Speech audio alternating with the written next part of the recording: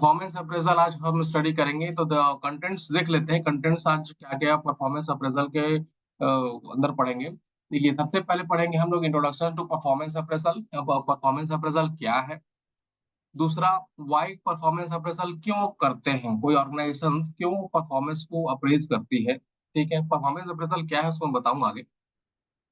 तीसरा जो कंटेंट्स आज पढ़ेंगे हम, basic of performance appraisal. Performance appraisal के अंदर क्या क्या आते हैं, ठीक है। Who should perform the appraisal in organization, कौन करता है, कौन परफॉर्मेंस को चेक करता है ऑर्गेनाइजेशन के अंदर में, उसको पढ़ेंगे। टेक्निक्स फॉर अप्रेजल परफॉर्मेंस, कौन कौन सा टेक्निक यूज है, वेरियस टेक्निक्स है, 12-13 टेक्निक्स है परफॉर्मेंस अप्रेजल के, उसको देखेंगे। ठीक। प्रॉब्लम इन परफॉर्मेंस अप्रेजल, क्या क्या प्रॉब्लम फेस क्रिएट करता है जब हम परफॉर्मेंस अप्रेजल का टेक्निक यूज करके काम करते हैं, तब क्या क्या प्रॉब्लम फेस करता है। Next, guideline for affective appraisal. Affective सही तरीके से परफॉर्मेंस को अप्रेजल करने में कौन कौन सा गाइडलाइन का जो पालन करना है हमें, उसको हम देखेंगे। परफॉर्मेंस अप्रेजल क्या होता है। परफॉर्मेंस देखिए, अभी तक हमने पढ़ा ट्रेनिंग के दरमियान। देखिए, training evolution and performance appraisal, दोनों कंपैरिजन अगर हम लोग स्टडी करेंगे तो समझ में आएगा। देखिए, जब हम किसी भी एम्प्लॉइज को हायर करते हैं, हायर करने के बाद हमारे ऑर्गेनाइजेशन में लाके उसको काम करवाते हैं हम। मान लीजिए एचआर एग्जीक्यूटिव हम हायर किए हैं, या एग्जीक्यूटिव को काम करवाने के लिए हम हमारे ऑर्गेनाइजेशन में लेकर आए। अब वो एचआर एग्जीक्यूटिव का रोल्स एंड रिस्पॉन्सिबिलिटी कि उसको ऑर्गेनाइजेशन में हायर करने के बाद उस एम्प्लॉय को करना क्या होगा, वो निर्धारित है, पहले से निर्धारित है। पहले से ऑर्गेनाइजेशन जो है अपना जॉब स्पेसिफिकेशन में डिस्क्राइब कर देती है। जॉब डिस्क्रिप्शन में आपको बताया हूँ, जॉब एनालिसिस में job specification and job description होता है। उसमें पहले से एचआर एग्जीक्यूटिव के बारे में क्या क्या वो रोल्स और क्या रिस्पॉन्सिबिलिटी वो निभाएगा, वो असाइन रहता है। अब इस उसके रूल्स एंड रिस्पॉन्सिबिलिटी जब वो निभाता है ऑर्गेनाइजेशंस में आने के बाद, असाइन होने के बाद, रिक्रूट होकर सेलेक्ट होने के बाद, जब उसको हम ऑर्गेनाइजेशंस में ले आते हैं, जब वो काम अपना परफॉर्म करता है, अपना जो रूल्स एंड रिस्पॉन्सिबिलिटी उसको निभाता है। रूल्स एंड रिस्पॉन्सिबिलिटी निभाने के बाद क्या होता है, उसके उसको हम अब पिछले चैप्टर में पढ़े कि ट्रेनिंग देते हैं। ट्रेनिंग, ताकि वो रोल्स एंड रिस्पॉन्सिबिलिटी जो निभा रहा है उसको और अच्छे तरीके से निभाए।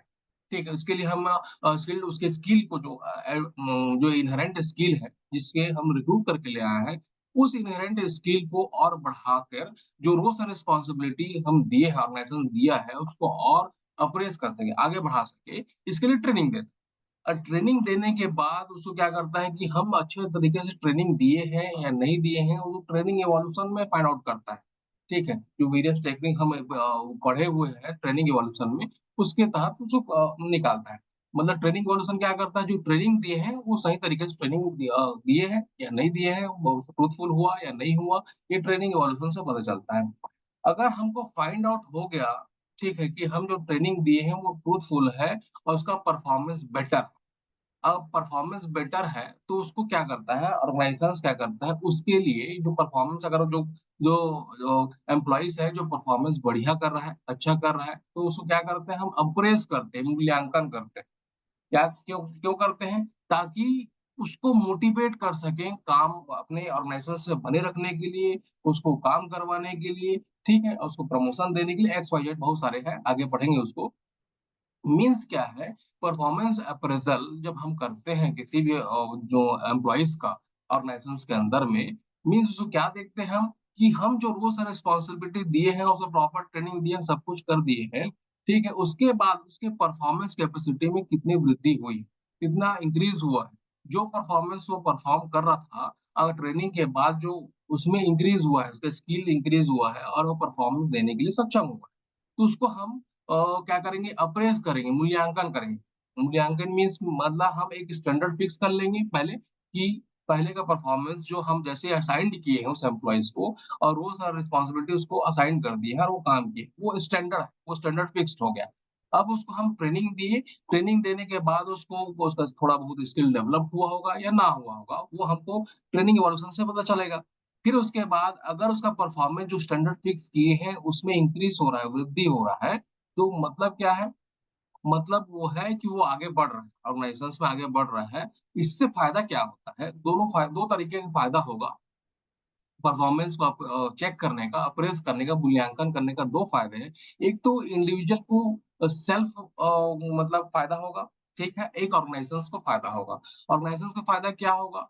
ऑर्गनाइज़ेशन का देखो ऑब्जेक्टिव, रूल्स एंड रिस्पांसिबिलिटी निर्धारित किया है, तो उसका ऑब्जेक्टिव सेट है कि इतना काम करवाना है, उसका कैपेसिटी इतना है और इतना वो करके देगा, फिक्स किया है। यानी कि ऑर्गनाइज़ेशन एक ऑब्जेक्टिव सेट किया है कि उसको ये चाहिए। तो वो परफ़ॉर्म करके जो एम्प्लॉइज़ को परफ़ॉर्म करके देता है, तो ऑर्गनाइज़ेशन का वो बेनिफिट तो होगा ही। दूसरा इंडिविजुअल का बेनिफिट कैसे होगा? इंडिविजुअल बेनिफिट देखिए सब कोई भी एम्प्लॉइज़ जब ऑर्गनाइज़ेशंस में जा रहा है काम करने के लिए, तो किस लिए जा रहा है? सैलरी के लिए।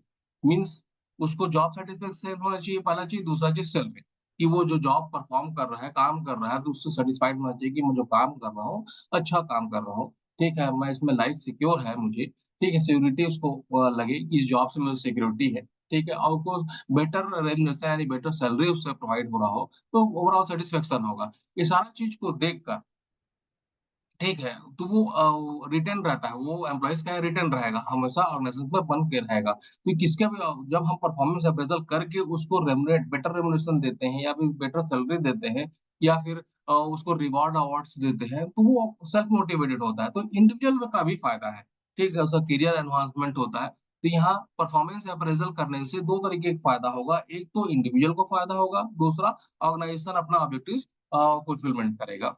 इसको आगे देखते हैं परफॉर्मेंस अप्रेज़ल मीनिंग के हिसाब से क्या बता रहा है। क्लियर है, समझ में आ रहा है? परफॉर्मेंस अप्रेज़ल का इन शॉर्ट कह सकते हैं, अप्रेज़ल मीन्स मूल्यांकन करना, परफॉर्मेंस का मूल्यांकन करना, ठीक है? यानी कि वो कितना परफ़ॉर्म कर रहा है, ठीक है? जो एम्प्लॉइज़ है वो कितना परफ़ॉर्म किया है, जो उसको रोल्स एंड रिस्पॉन्सिबिलिटी दिया गया है वो कितना परफ़ॉर्म किया, उसको मूल्यांकन करने के बाद क्या करेगा ऑर्गनाइज़ेशन उसके बिहाफ़ में उसको रिम्यूनरेट करेगा या फिर उसको बेनिफिट देगा, कंपनसेशन देगा, ठीक है? इसके बाद हम जो चैप्टर पढ़ेंगे वो कंपनसेशन का है। देख लेते हैं अकॉर्डिंग टू मीनिंग के हिसाब से अप्रेज़ल मीन्स मूल्यांकन करना, परफॉर्मेंस का मूल्यांकन करना किसका? एम्प्लॉइज़ का जिसको हमने रूल्स एंड रिस्पॉन्सिबिलिटी असाइन्ड कर दिया है। जो ऑर्गनाइज़ेशन जैसे एचआर एग्जीक्यूटिव तो एचआर एग्जीक्यूटिव का रूल्स और रिस्पॉन्सिबिलिटी उसको असाइन्ड किया हुआ है और उसको काम करवाएगा, तो उसका परफॉर्मेंस को चेक करेगा, मूल्यांकन करेगा। मूल्यांकन करने का अलग-अलग पद्धति है, तो उसको आगे देखेंगे। देखिए, अकॉर्डिंग टू मीनिंग देख लेते हैं कि परफॉर्मेंस अप्रेज़ल अ, क्या है? देखिए इसमें 3 बातें हैं, प्री अप्रेज़ल प्रिपरेशन, दूसरा थ्री टायर्ड अप्रेज़ल प्रोसेस हो गया, मेंटिंग परफॉर्मेंस थ्रू सपोर्ट्स, ठीक है? तो पहला देखते हैं हम ये क्या है, प्री अप्रेज़ल प्रिपरेशन मतलब ऑर्गेनाइज़ेशन क्या करती है, पहले से जो उसको अप्रेज़ल देना है, मूल्यांकन करना है उस एम्प्लॉइज़ का, उसको पहले से निर्धारित करती है। मतलब पहले कैसे निर्धारित की? मतलब एचआर एग्जीक्यूटिव को जब उसको जॉब हायर किए हैं और रखे हैं, तो एचआर एग्जीक्यूटिव का क्लियर रूप में रोल्स और रिस्पॉन्सिबिलिटी पहले से निर्धारित होगा कि एचआर एग्जीक्यूटिव में उसको असाइन किए हैं, तो ये काम करना है करके पहले से ऑर्गेनाइज़ेशन फिक्स करके रखी है, रोल्स और रिस्पॉन्सिबिलिटी। अब उस रो इसको कहते हैं प्री अप्रेज़ल प्रिपरेशन पहले से रोल्स एंड रिस्पॉन्सिबिलिटी निर्धारित है यानी स्टैंडर्ड निर्धारित है उस एचआर एग्जीक्यूटिव का। अब उसको परफॉर्म करना होगा मंथली वाइज़, ईयरली वाइज़ या फिर एनुअली वाइज़ उसको चेक करके देखेगा जो रोल्स एंड रिस्पॉन्सिबिलिटी उसको दिया गया है, वो उसको पूरा किया या नहीं किया। इसको हम वीकली वाइज़ भी देख सकते हैं, जैसे ऑर्गनाइज़ेशंस का अलग-अलग है, वीकली वाइज़ हो सकता है, मंथली वाइज़ हो सकता है, 6 मंथ वाइज़ हो सकता है या फिर 12 मंथ वाइज़ हो सकता है, ठीक है? ये प्री अप्रेज़ल प्रिपरेशन। दूसरा क्या था थ्री टायर्ड अप्रेज़ल प्रोसेस। इसमें क्या है 3 स्टेजेस में 3 प्रोसेस में चलता है। पहला स्टेज जो होता है इसमें थ्री टायर में पहला जो स्टेजेज है, उसमें एक बेंचमार्क फिक्स्ड करता है। बेंचमार्क मीन्स मतलब जैसे हम अभी स्टैंडर्ड की बात की, स्टैंडर्ड को परफॉर्मेंस स्टैंडर्ड को पहले फिक्स करता है कि आपको ये निर्धारित रूप में करना है। इससे ऊपर किए मतलब यू आर गुड, इससे नीचे किए तो यू आर बैड और जो हम फिक्स किए हैं वो सेम किए मतलब न्यूट्रल, ठीक? तो ये बेंचमार्क पहले फिक्स करते हैं। बेंचमार्क जैसे फिक्स करेंगे तो क्लियर होना चाहिए जो बेंचमार्क हम फिक्स कर रहे हैं, जो स्टैंडर्ड हम फिक्स कर रहे हैं, बहुत ही क्लियर होना चाहिए, मेज़रेबल होना चाहिए, रियलिस्टिक होना चाहिए, परफॉर्मेंस स्टैंडर्ड को फिक्स करना। तो ये बेंचमार्क को हम पहले थ्री टायर्ड अप्रेज़ल प्रोसेस में सबसे पहले हम बेंचमार्क को फिक्स करते हैं कि ये उसको करके देना होगा, ठीक है? इसके ऊपर करेगा तो गुड है, उसके नीचे करेगा तो बैड है। ठीक, ये इसलिए इसको बेंचमार्क फिक्स किया जाता है। इसी 3 टायर में दूसरा पहला स्टेज तो हो गया बेंचमार्किंग सेट करना, ठीक है? दूसरा क्या है परफॉर्मेंस अप्रेज़ल करना इवैल्यूएशन करना। एक जो हम बेंचमार्क सेट किए हैं पहला स्टेजेस में, दूसरा स्टेजेस में क्या करेगा परफॉर्मेंस को इवैल्यूएशन करेगा, कि जो हम बेंचमार्क सेट किए हैं, प्री एस्टैब्लिश किए हैं, वो उसको फुलफिलमेंट किया या नहीं किया, ठीक है? उसको इवॉल्व करके देखेंगे। ये दूसरा स्टेजेस हो गया। तीसरा जो स्टेज होगा 3 टायर्स में वो क्या होगा?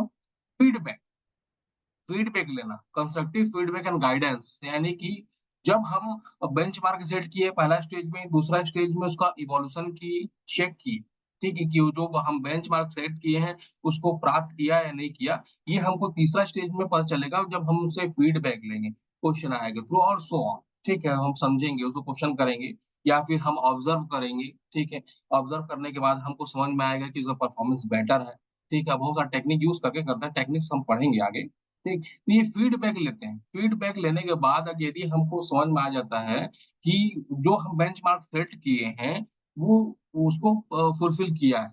जो हम बेंचमार्क सेट किए हैं, उसको फुलफिल किया है, मतलब यू आर गुड। अगर बेंचमार्क जो हम सेट किए हैं, वो फुलफिल नहीं कर रहा है, उससे नीचे वो परफॉर्म कर रहा है, तो उसको क्यों कम परफॉर्म कर रहा है, इसको भी हम गाइडलाइन देंगे। ये थर्ड स्टेज में वही चीज़ होता है, कंस्ट्रक्टिव फीडबैक लेना एंड उसको गाइडेंस करना। ये 3 टायर्ड अप्रेज़ल प्रोसेस है परफॉर्मेंस अप्रेज़ल का। नेक्स्ट है augmenting performing support through support. Support देखिए परफॉर्मेंस अप्रेज़ल कौन करता है वो भी हम आगे देखेंगे, लेकिन एक सेट होता है परफॉर्मेंस अप्रेज़ल कौन करेगा? जो जो सीनियर होंगे वो करेंगे। जैसे मान लीजिए एचआर एग्जीक्यूटिव है तो उसके जो हेड होंगे, एचआर हेड होगा या फिर एचआर मैनेजर होगा, वही वही परफॉर्मेंस को अप्रेज़ करेगा, वही देखेगा उसके परफॉर्मेंस को इंक्रीज़ हो रहा है या डिक्रीज़ हो रहा है, ठीक है? स्किल जो स्किल हम एनहांस किए हैं ट्रेनिंग के दरमियान, उसको स्किल को ग्रोथ करने के बाद जो परफॉर्मेंस दिया है, ठीक है? इसमें क्या है थ्रू सपोर्ट इसलिए कहा गया है कि ऑगमेंटिंग परफॉर्मेंस थ्रू सपोर्ट इसलिए कहते हैं कि जो हेड होते हैं, वो हमेशा अपने सबऑर्डिनेट्स का, अपने एग्जीक्यूटिव्स का या फिर अपने नीचे जो काम कर रहे हैं, इनको सपोर्ट करता है, ठीक है? उनको प्रॉपर ट्रेनिंग देता है, उस स्किल को एनहांसमेंट करता है, इंक्रीज़ करता है, एनहांसमेंट, ठीक है? तो उससे क्या होता है वो जो एग्जीक्यूटिव्स है, जो उसके सबऑर्डिनेट्स है, वो तो परफॉर्म करेंगे ही, वेल परफॉर्म करेंगे। तो उस समय क्या करता है, तो थ्रू सपोर्ट कहने का मतलब जो हेड है वो सपोर्ट करता है। उसके उनके सपोर्ट से क्या होगा, वो जो एम्प्लॉइज़ रहेंगे उनके नीचे वो अच्छा परफ़ॉर्म करेंगे। तो वहाँ से वो ऑब्ज़र्व करेगा, जो हेड रहेगा वो ऑब्ज़र्व करेगा कि जो मैंने सिखाया, जो स्किल उनका एनहांसमेंट किया, ट्रेनिंग दिया, वो वो सही तरीके से वो परफ़ॉर्म कर पा रहे हैं कि नहीं। तो ठीक है, तो ये क्या होता है सपोर्टिव सिस्टम है, जो हेड रहता है वो डायरेक्टली अपने एम्प्लॉइज़ का ट्रेनिंग देके, उसको स्किल का एनहांसमेंट करके उनके परफ़ॉर्मेंस को चेक करती है। ये तीसरा तरीका हो गया। ये 3 परफॉर्मेंस अप्रेज़ल को बताया 3 तरीके भी मतलब पहले से डिज़ाइन किया हुआ 3 स्टेजेस में परफॉर्मेंस अप्रेज़ल प्रोसेस को बताया है और ये सपोर्टिव सिस्टम में परफॉर्मेंस अप्रेज़ल को बताया है। नेक्स्ट है व्हाय परफॉर्मेंस अप्रेज़ल क्यों करना? परफॉर्मेंस अप्रेज़ल की क्यों क्यों ज़रूरी है? तो कुछ चीज़ों में ज़रूरी है। देखिए पहला जो है basic for critical HR decision. Performance बहुत सारे भी आपको जैसे मैं पहले बताया था कि वेरियस डिपार्टमेंट है एचआर, मार्केटिंग, फाइनेंस, प्रोडक्शन सभी डिपार्टमेंट्स सभी डिपार्टमेंट में क्या होता है, अपना-अपना काम को अपने तरीके से वो करते हैं। उनका जो परफॉर्मेंस हर डिपार्टमेंट का परफॉर्मेंस करने का काम एचआर डिपार्टमेंट का ही रहता है। क्योंकि एम्प्लॉइज़ को देखना, चाहे वो किसी भी डिपार्टमेंट में हायर्ड हो, तो कोई भी डिपार्टमेंट में काम कर रहा है, वो कहाँ से लाया गया हुआ है एचआर डिपार्टमेंट। जो एचआर मैनेजर्स है, जो वहाँ से इंटरव्यू लेकर सेलेक्ट करके उसको लेके आया हुआ है, चाहे वो किसी भी डिपार्टमेंट में प्लेस हुआ हो। तो एचआर डिपार्टमेंट क्या करता है, वो सारे जो एम्प्लॉइज़ हैं, चाहे वो किसी भी डिपार्टमेंट हो, उनका परफॉर्मेंस को अप्रेज़ करने की कोशिश करेगा, देखेगा, चेक करेगा ताकि उस एम्प्लॉइज़ को better remunerate, better salaried, rewards, awards वो दे सके, कंपनसेशन वो दे सके। तो ये परफॉर्मेंस अप्रेज़ल इसलिए ज़रूरी है क्योंकि एचआर डिसीज़न के लिए हेल्प होगा। जो एचआर होंगे, ठीक है, जो एचआर हेड होंगे, उसके लिए हेल्पफुल होगा कि वो अ, उनका परफ़ॉर्म को अप्रेज़ करके उनको बेटर रेम्युनरेशन, बेटर सैलरी या फिर बेटर रिवार्ड्स वगैरह देने की कोशिश करेंगे। तो क्यों करने की ज़रूरी है? पहला बेसिक और क्रिटिकल एचआर डिसीज़न के लिए ज़रूरी है। दूसरा दूसरा है anchor for performance management. Anchor for performance management means क्या होता है, एक देखिए टीम और इंडिविजुअल दो तरीके का काम होता है अंदर में। मतलब कि एक मान लीजिए इंडिविजुअल हम परफॉर्मेंस देखेंगे, एक सिंगल सिंगल एम्प्लॉइज का, ठीक है। एक देखिए एक सिंगल सिंगल एम्प्लॉइज तो ऑर्गेनाइजेशन में काम नहीं कर रही होगी, और वहां पर 10 15 20 50 जितना ऑर्गेनाइजेशन का स्ट्रक्चर है, कितना जितना बड़ा उतना एम्प्लॉइज होंगे वहाँ। तो जाहिर सी बात है वो सिंगल परफॉर्म तो नहीं कर रहा होगा, एक व्यक्ति परफॉर्म नहीं कर रहा होगा, वहां पर टीम परफॉर्म कर रही होगी।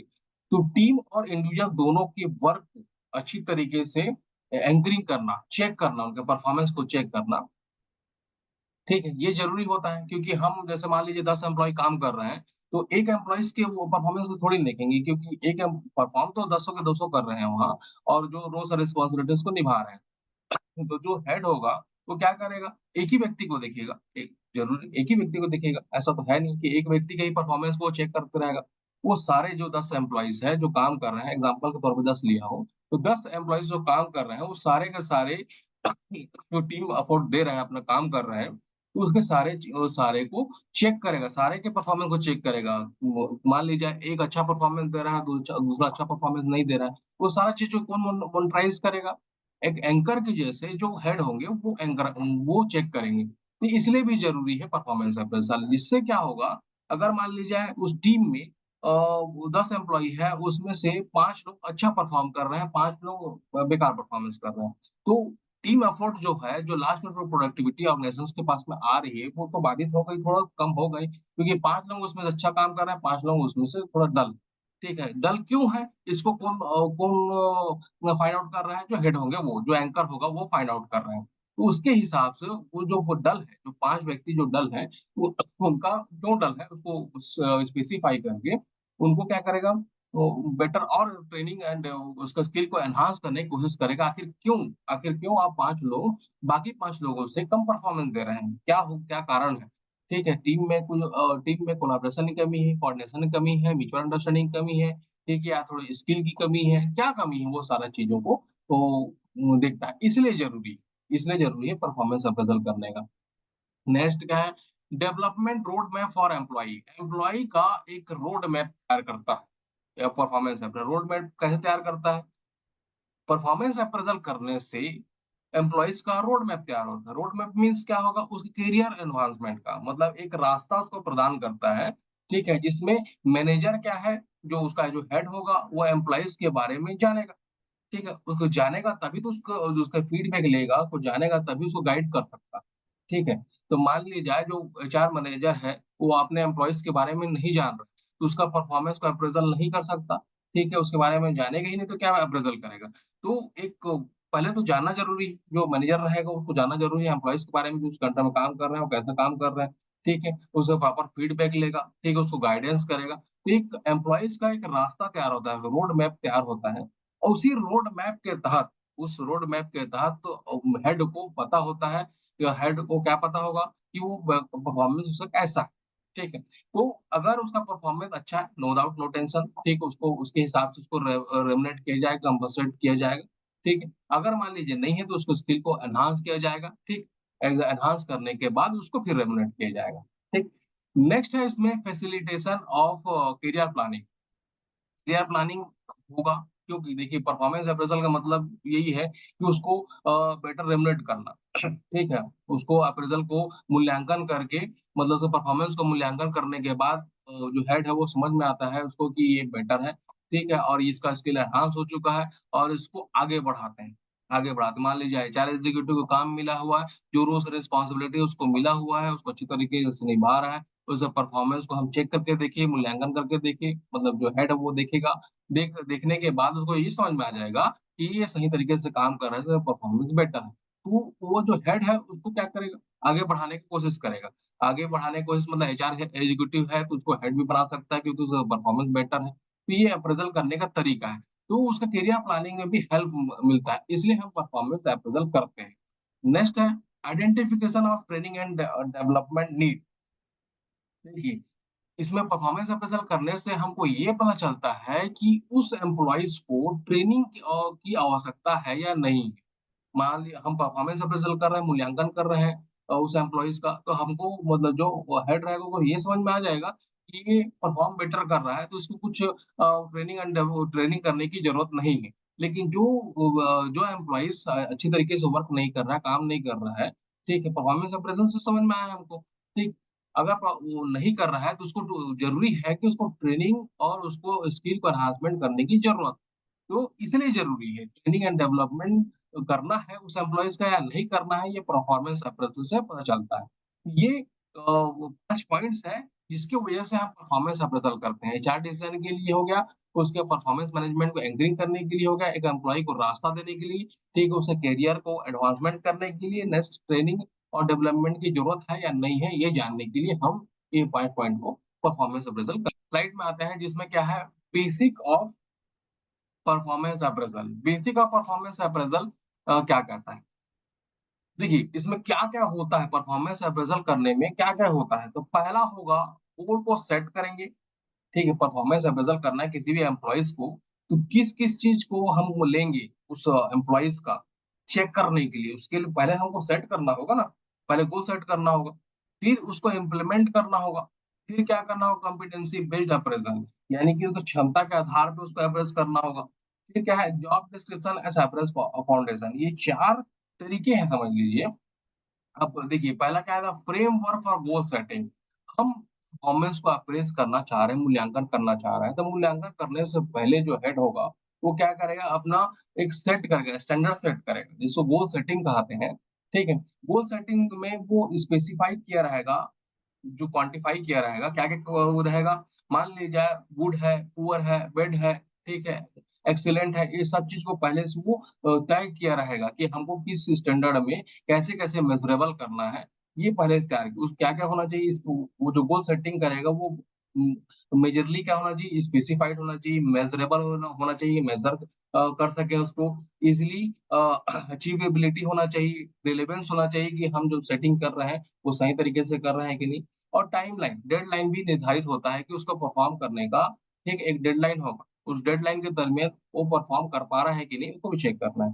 तो गोल सेटिंग इस तरह से करेंगे जो कि specify, measurable achievability, reliable and timeline ये होना चाहिए उसके सेटिंग में जो स्टैंडर्ड फिक्स करेगा, उसमें ये गोल सेटिंग करेगा तो ये 5 चीज़ें का है, स्पेसिफाई होना चाहिए। ताकि इसी को स्टैंडर्ड मानते हुए उसके परफ़ॉर्मेंस को चेक कर पाएँगे। मान लीजिए एचआर एग्जीक्यूटिव का रोल्स एंड रिस्पॉन्सिबिलिटी दिया गया है कि उसको फलाना-फलाना काम करना हुआ है। 10 पॉइंट दिया हुआ है रोल्स में कि 10 काम उसको काम करना है। ठीक है? ये 10 काम जो है ये गोल सेटिंग के तहत में आएगा। ये 10 काम जो है ईज़िली मेज़रेबल होना चाहिए। जैसे मान लीजिए उनको एक काम दिया है, रोल्स एंड रिस्पॉन्सिबिलिटी 10 काम में एक काम ये है कि उनको सैलरी बनाना है। सैलरी बनाना एक काम है, तो सैलरी मान लीजिए 50 एम्प्लॉयी को सैलरी बना रहे हैं। तो 50 एम्प्लॉयी का टाइम के अनुसार उसमें क्या-क्या होना चाहिए? मेज़रेबल, मेज़रेबल करना है, रिलेवेंस होना चाहिए, टाइमलाइन। पहले आप गोल सेटिंग पढ़ें, यानी कि उसको सैलरी जो बना रहा है, तो सही समय पे बना रहा है कि नहीं? ठीक है, एक पहले स्टैंडर्ड फिक्स करेंगे। जैसे हम 1 तारीख से 30 तारीख तक काम करते हैं, 1 तारीख को सैलरी होने वाला रहता है, ठीक है? 1 तारीख के बाद कभी भी सैलरी होता है। तो 30 तारीख को वो 50 लोगों का पहला रोल ये है कि उसको सैलरी बनाना है, तो 50 लोगों को सैलरी बनाएगा, ठीक है? तो 50 लोगों का सैलरी वो 30 तारीख को बनाएगा कि नहीं, हम मेज़र कैसे करेंगे? उसको चेक करेंगे ना, उसका परफॉर्मेंस को चेक करेंगे 30 तारीख को वो अपना काम को कंप्लीट किया है कि नहीं। तो उसमें हम क्वांटिफाई करके मेज़रेबल क्वांटिटी ये रहेगा हमारा उस समय कि वो 30 तारीख को किया है कि नहीं, हाँ या ना होगा, दोनों में से एक चीज़ होगा, ठीक है। डेडलाइन क्या रहेगा 30 तारीख। तो ये गोल सेटिंग हम उस एम्प्लॉइज़ का करके रखेंगे, उसके परफॉर्मेंस को चेक करने के लिए। अगर वो 30 तारीख को बना दिया है, अपना सैलरी 50 एम्प्लॉइज़ को बना दिया है, मतलब वो गुड, उसका परफॉर्मेंस अच्छा है। अगर नहीं बनाया है, वो 4 से 5 तारीख लगा दिए दूसरे महीने का, मतलब वो जो हम सेट किए हैं मेज़र करने के लिए उसके परफॉर्मेंस को, उसके विपरीत गया है, वो 4 तारीख, 5 तारीख बना रहा है, मतलब काम सही तरीके से कर नहीं रहे। तो हम पहला क्या है, गोल सेटिंग एग्ज़ाम्पल के तौर पे बताया आपको, गोल सेटिंग। इसी गोल सेटिंग को इफेक्टिव तरीके से इम्प्लीमेंट करना, ठीक है? वो क्या है इम्प्लीमेंटिंग इफेक्टिव गोल्स। नेक्स्ट क्या है, अब गोल सेटिंग के बाद उसको इम्प्लीमेंट कर दिए। अब तीसरा जो पॉइंट है कॉम्पिटेंसी बेस्ड अप्रेज़ल मीन्स उसकी क्षमता के आधार पर उसको अप्रेज़ करना। अगर वो 30 तारीख वो अपना काम को अच्छी तरीके से हम जो सेट किए हैं गोल, उसको इम्प्लीमेंट कर रहा है, मतलब कंप्लीट कर रहा है, 30 तारीख जो डेडलाइन दिए हैं उसमें वो अचीव कर रहा है। 30 तारीख को 50 एम्प्लॉयज की सैलरी को बना के दे रहा है, मतलब तो क्षमता ये है कि 50 एम्प्लॉयज को बना के दे देगा। तो ये हम लोग इससे चेक करेंगे, कॉम्पिटेंसी बेस्ड अप्रेजल से उनकी क्षमता के आधार पर हम चेक करेंगे कि 50 एम्प्लॉय हमारे पास में है तो उसका सैलरी बनाया है कि नहीं, वो 30 तारीख को हम चेक कर लेंगे। अगर मान ली जाए अगर इन फ्यूचर 50 की जगह 100 एम्प्लॉयज हो गए, बढ़ गए, तो उससे हमको, उसके अप्रेजल से हमको, जब हम अप्रेजल करेंगे तो हमको ये समझ में आएगा 30 तारीख को 50 एम्प्लॉय की इजिली वे में कर लिया है।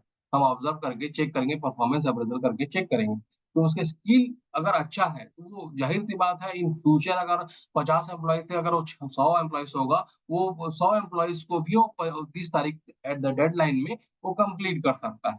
ये हम परफॉर्मेंस अप्रेजल के थ्रू जानेंगे, तो ये कम उसके स्किल के हिसाब से भी उसको अप्रेजल करेंगे। नेक्स्ट है job description as appraisal foundation. Job description, जो जैसे मैं जॉब एनालिसिस में आपको बताया था, job description and job specification दो उसको पॉइंट्स है, ठीक है। जॉब एनालिसिस में, तो जॉब एनालिसिस में पहले से ही असाइन रहता है, क्या क्या असाइन रहता है, उसके वर्क, ठीक है, उसको क्या क्या चैलेंजेस फेस करना है, वो क्या क्या उसको अचीव करना है, ये पहले से उसको फाइंड आउट होता है। उसके अकॉर्डिंगली जो हेड रहेगा वो क्या करेगा, उसका परफॉर्मेंस को चेक करेगा, जो उसको असाइन किया गया है ड्यूटीज, जो उसको अचीवमेंट करना है, जो उसको चैलेंजेस फेस करना है एम्प्लॉइज को, इसको चेक करेगा। मतलब जॉब डिस्क्रिप्शन के हिसाब से अप्रेजल करना, ठीक। ये चार पॉइंट है। पहला गोल सेटिंग करके उसको चेक करना, फिर इम्प्लीमेंट करके उसको चेक करना, फिर उसके बाद उसकी क्षमता के आधार में चेक करना, फिर उसको जो जॉब दिया गया है उसके आधार पर चेक करना। ये बेसिक है परफॉर्मेंस अप्रेजल जो है। Who should perform the appraisal in organization, कौन करता है परफॉर्मेंस अप्रेजल को, चेक कौन करता है, मतलब उनको एम्प्लॉयज को मूल्यांकन करना है कि उसका जॉब बेटर है या नहीं है, इसको कौन चेक करेगा। तो ये 4-5 लोग हैं, उसके हिसाब से होता है। देखिए पहला जो है supervisor appraisal. Supervisor appraisal means क्या हो गया, जो उनका हेड होगा, मान लीजिए एचआर एग्जीक्यूटिव है, एचआर एग्जीक्यूटिव उनका हेड क्या होगा, एचआर हेड होगा या फिर एचआर मैनेजर होगा, तो ये उनका अप्रेजल करेगा, उनको चेक करेगा। ये हो सकता है पहला। दूसरा क्या है, देखिए दूसरा क्या है, पीर अप्रेजल। पीर अप्रेजल में क्या हो गया, सेम लेवल, मतलब देखिए पहला मैं बता रहा हूँ, जैसे मान लीजिए 10 एम्प्लॉय है, किसी हेड के अंडर में काम कर रहे हैं, तो हेड जो होगा वो 10 एम्प्लॉय को उसका परफॉर्मेंस को चेक करेगा। ये पहला पॉइंट हो गया, सुपरवाइजर अप्रेजल हो गया, वो 10 एम्प्लॉय को चेक करेगा। दूसरा पीर अप्रेजल क्या हो गया, पीर अप्रेजल मीन जो 10 एम्प्लॉय हैं जो काम कर रहे हैं, वो क्या है, एक ही प्रकार के, एक ही कलीग है, सेम बैच के हैं, उसका कोई हेड नहीं, हेड चेक नहीं कर रहा है इसमें। इसमें जो एम्प्लॉय 10 एम्प्लॉय है वो सेम लेवल के हैं, सेम मतलब आपस के दोस्त यार हैं, समझ लीजिए, बोल सकते हैं सेम का वो बोल सकते हैं सेम पोस्ट के हैं। तो सेम पोस्ट के लोग आपस में जो काम कर रहे हैं, मतलब कलीग जिसको कह सकते हैं हम, वो आपस में ही क्या अपना अप्रेजल देखते हैं एक दूसरे का। मतलब एक एम्प्लॉय दूसरे एम्प्लॉय का चेक कर रहा है, दूसरा एम्प्लॉय तीसरे एम्प्लॉय की चेक कर रहा है, और ये इंफॉर्मेशन अपने हेड को देगा। मतलब जैसे 10 एम्प्लॉय है, एक एम्प्लॉय बाकी 8 लोगों के बारे में जानेगा, वो देखेगा, और उसका जो अप्रेजल करके उसको फाइंड आउट करके अपने हेड को बताएगा। सर जैसे 10 लोग हैं, जिसमें से एक एग्जांपल ले लेते हैं, 10 लोग हैं उसमें एक जो है वो फाइंड आउट कर रहा है बाकी लोगों का, 9 लोगों का, उसके वर्क हैबिट को, उसके बिहेवियर को, ठीक है, ये उसको स्टडी कर रहा है। तो स्टडी करने के बाद वो अपने साहब को जाके बोलेगा, अपने हेड को जाके बताएगा कि सर वो बाकी जो 9 लोग हैं उसके बारे में बताएगा कि सर ये अच्छा काम नहीं करता, उसका वर्किंग कल्चर अच्छा नहीं है, उसका वर्किंग हैबिट अच्छा नहीं है, वो लेट से आता है, उसका बिहेवियर अच्छा नहीं है, ठीक है। ये सारा चीज वो कलीग जो आपस में ही एक दूसरे का ऊपर में बताया जाएगा। तो ये इस टाइप का जो अप्रेजल जो हेड करेगा लास्ट में, जो वो पीर अप्रेजल कराता है। इसमें क्या है, डायरेक्ट पहला वाला में क्या है, सुपरवाइजर डायरेक्ट अप्रेजल कर रहा है, जो मैनेजर या हेड रहेंगे वो डायरेक्ट चेक करेंगे परफॉर्मेंस को एम्प्लॉयज का। इसमें आपस में ही पीर अप्रेजल में आपस में ही चेक करके वो अपने हेड को बताएंगे। अब क्या है, तीसरा जो है रेटिंग कमिटी। रेटिंग कमिटी क्या होगा, एक पैनल बैठती है, ठीक है, मतलब पैनल में हो सकता है ग्रुप ऑफ इवॉल्वेटर हो, बहुत सारे हो, 5 हो, 10 हो, 15 हो, जो भी, ठीक है। रेटिंग कमिटी क्या करता है, पैनल जो बैठते हैं, अगर 8-10 का पैनल है, वो पैनल ही जो एम्प्लॉइज के परफॉर्मेंस को चेक करेगा। तो ये और उनको रेट देगा। मान लो 10 एम्प्लॉयी को है या 50 एम्प्लॉयी है ऑर्गेनाइजेशंस के अंदर में, तो ये जो रेटिंग कमिटी बैठती है, पैनल बैठती है, 8 लोगों का जैसे मान लीजिए मेंबर है, पैनल कमिटी जो 8 लोगों का, ये 8 लोग जो पैनल कमिटी में बैठे रहेंगे वो 50 एम्प्लॉयी को चेक करेंगे, रेटिंग देंगे उनको, ठीक है? कि उन 50 एम्प्लॉयी में सबसे बेटर कौन है, गुड कौन है, बेस्ट कौन है, ये सब रेट करेंगे। उसके हिसाब से उसको अप्रेस किया जाएगा। ठीक है? तो ये रेटिंग कमिटी टेक्निक्स हो गया। ये उसके हिसाब से अप्रेजल होगा। Self rating, self rating mean खुद को रेट करना। जो एम्प्लॉइज काम कर रहा है खुद को रेट करता है। देखिए कभी कभी क्या होता है, जैसे आप ऑफिस जाएंगे काम करते हैं तो खुद को कभी कभी ऐसा लगता है कि मैंने आज काम अच्छा नहीं किया है। ठीक है, तो डिमोटिवेट होता है कि आज का काम अच्छा नहीं था, बहुत थक गया। या फिर अपने आप को रेटिंग देना, ठीक है, कि आप पूरा महीने भर के काम में या 6 महीने के काम में आप अपने आप को कितना रेटिंग दे रहे हैं, कि मेरा खुद का काम बेटर है या नहीं है। ये एम्प्लॉय इटसेल्फ इवैल्यूएट करता है अपने परफॉर्मेंस को, ठीक। और जैसे आप खुद को ही इवॉल्वेट करेंगे मीन्स खुद को एनकरेज करेंगे। तो जैसे मैं ऑफिस जाता हूँ, खुद को इवॉल्वेट कर रहा हूँ, मान लीजिए दिन भर मैंने कुछ काम नहीं किया, तो खुद ही बेकार लगेगा, अच्छा नहीं लगेगा कि मैंने आज गया ऑफिस, उसके बाद कुछ काम नहीं किया, वापस आया। ठीक है? तो ये self evolution technique best technique है। जैसे और भी सुपरवाइजर पीर रेटिंग टेक्निक हम पढ़े हैं ऊपर में। सेल्फ रेटिंग टेक्निक की खुद सेल्फ रेटिंग देना अपने आप को कि हम कहाँ पर हैं। जो एम्प्लॉइज है वो खुद अपने आप को रेटिंग देंगे कि हम किस कंडीशन में खड़े हैं, हम परफॉर्मेंस कैसे दे रहे हैं। ठीक है, हमारा टाइमिंग क्या है ऑफिस पहुंचने का, हमारा जो रोल्स एंड रिस्पॉन्सिबिलिटी दिया गया है उसको हम सही तरीके से निभा रहे हैं, नहीं निभा रहे हैं। ये खुद ही अपने आप में रेट करना। खुद को रेट करेंगे तो अच्छी बात ये रहेगी उसमें कि खुद जब रेट करेंगे हम खुद को जान जाएंगे कि हमारा परफॉर्मेंस अच्छा है नहीं, तो खुद ही सेल्फ एनकरेज करेंगे। मान लीजिए परफॉर्मेंस अच्छा, खुद हम रेटिंग किए, हमारा परफॉर्मेंस लो है, तो हम खुद अपने आप को रेट किए, तो खुद अपने आप को एनकरेज करेंगे कि क्या हमारा काम थोड़ा लो है तो उसको हम बढ़ाने की कोशिश करते हैं, ताकि सर क्या है जो हेड है उसको हमारा परफॉर्मेंस देख के अच्छा लगे। ठीक है, और हमको रेमुनेट करे या फिर हाइक करे सैलरी। ठीक है, ये जो है सेल्फ रेटिंग टेक्निक जो है बेस्ट टेक्निक। इसी मोस्टली ऑर्गेनाइजेशन में जो होता है वो सुपरवाइजर अप्रेजल ही होता है, जो हेड है वो अप्रेजल करते हैं। लेकिन अगर देखा जाए तो ये सेल्फ रेटिंग टेक्निक है ना, मोस्टली यूज होना चाहिए किसी भी ऑर्गेनाइजेशन में, ताकि जैसे बहुत सारे ऐसा ऑर्गेनाइजेशन, गवर्नमेंट ऑर्गेनाइजेशन में भी ऐसा है कि सीआर रिपोर्ट जो होता है, सीआर रिपोर्ट एम्प्लॉइज भरता है, एम्प्लॉय भरने के बाद अपना खुद का रेटिंग देता है, और रेटिंग देने के बाद वो ऊपर जाता है। फिर वो जो हायर अथॉरिटी है वो चेक करता है कि वो क्या भरा है, उसके हिसाब से उसको अप्रेस करता है। तो कई ऑर्गेनाइजेशंस में होता है, कई गवर्नमेंटल ऑर्गेनाइजेशन में भी है जो अपना सीआर एम्प्लॉय से ही भरवाता है। देखो सेल्फ रेटिंग कहते हैं। नेक्स्ट है सब ऑर्डिनेट अप्रेजल। इसमें ये सब ऑर्डिनेट अप्रेजल क्या है, ये जस्ट रिवर्स अप्रेजल है। रिवर्स अप्रेजल किसका? Supervisor appraisal. सुपरवाइजर अप्रेजल में क्या है, सुपरवाइजर परफॉर्मेंस चेक करता है नीचे अपने सबऑर्डिनेट को। वैसे ही यहाँ सबऑर्डिनेट अप्रेजल जो है, जो नीचे वाले हैं सबऑर्डिनेट, वो हेड को, वो हेड को चेक करते हैं। क्या चेक करेंगे? जैसे जो भी मान लीजिए 10 एम्प्लॉय है किसी हेड के अंडर में, तो उसका इसमें रिवर्स प्रोसेस होता है, उल्टा चेक करना। ठीक है, तो इसमें क्या चेक करते हैं, जो मैनेजर है, जो हेड है, उसका कितने अच्छे तरीके से हम उसको काम समझा रहे हैं, कैसे उनका कम्युनिकेशन है। ठीक है, कैसे वो डेलीगेट कर रहे हैं, कैसे वो फेयर तरीके से चीजों को बता रहे हैं, ठीक, कैसे वो सपोर्ट कर रहे हैं अपने सबऑर्डिनेट को, ये सबऑर्डिनेट चेक करता है। मतलब उसके जो नीचे का कर्मचारी रहेंगे अपने हेड को चेक करें। ठीक है, क्या क्या चेक करते हैं? उनका इफेक्टिवनेस, उनका कम्युनिकेशन स्किल हेड का, और एबिलिटी हो गया, उनका फेयरनेस, वो कैसे सपोर्ट कर रहे हैं, सारा चीज चेक करते हैं। इसको सब ऑर्डिनेट अप्रेजल कहते हैं। जो नीचे तबके के लोग जो होते हैं वो अपने हेड का चेक करते हैं। और नेक्स्ट है 360 degree feedback. 360 degree feedback means overall, overall जिसमें इन्वॉल्वमेंट होगा सुपरवाइजर अप्रेजल भी, पीर अप्रेजल भी, रेटिंग कमिटीज भी, सेल्फ रेटिंग भी, और सबऑर्डिनेट अप्रेजल भी।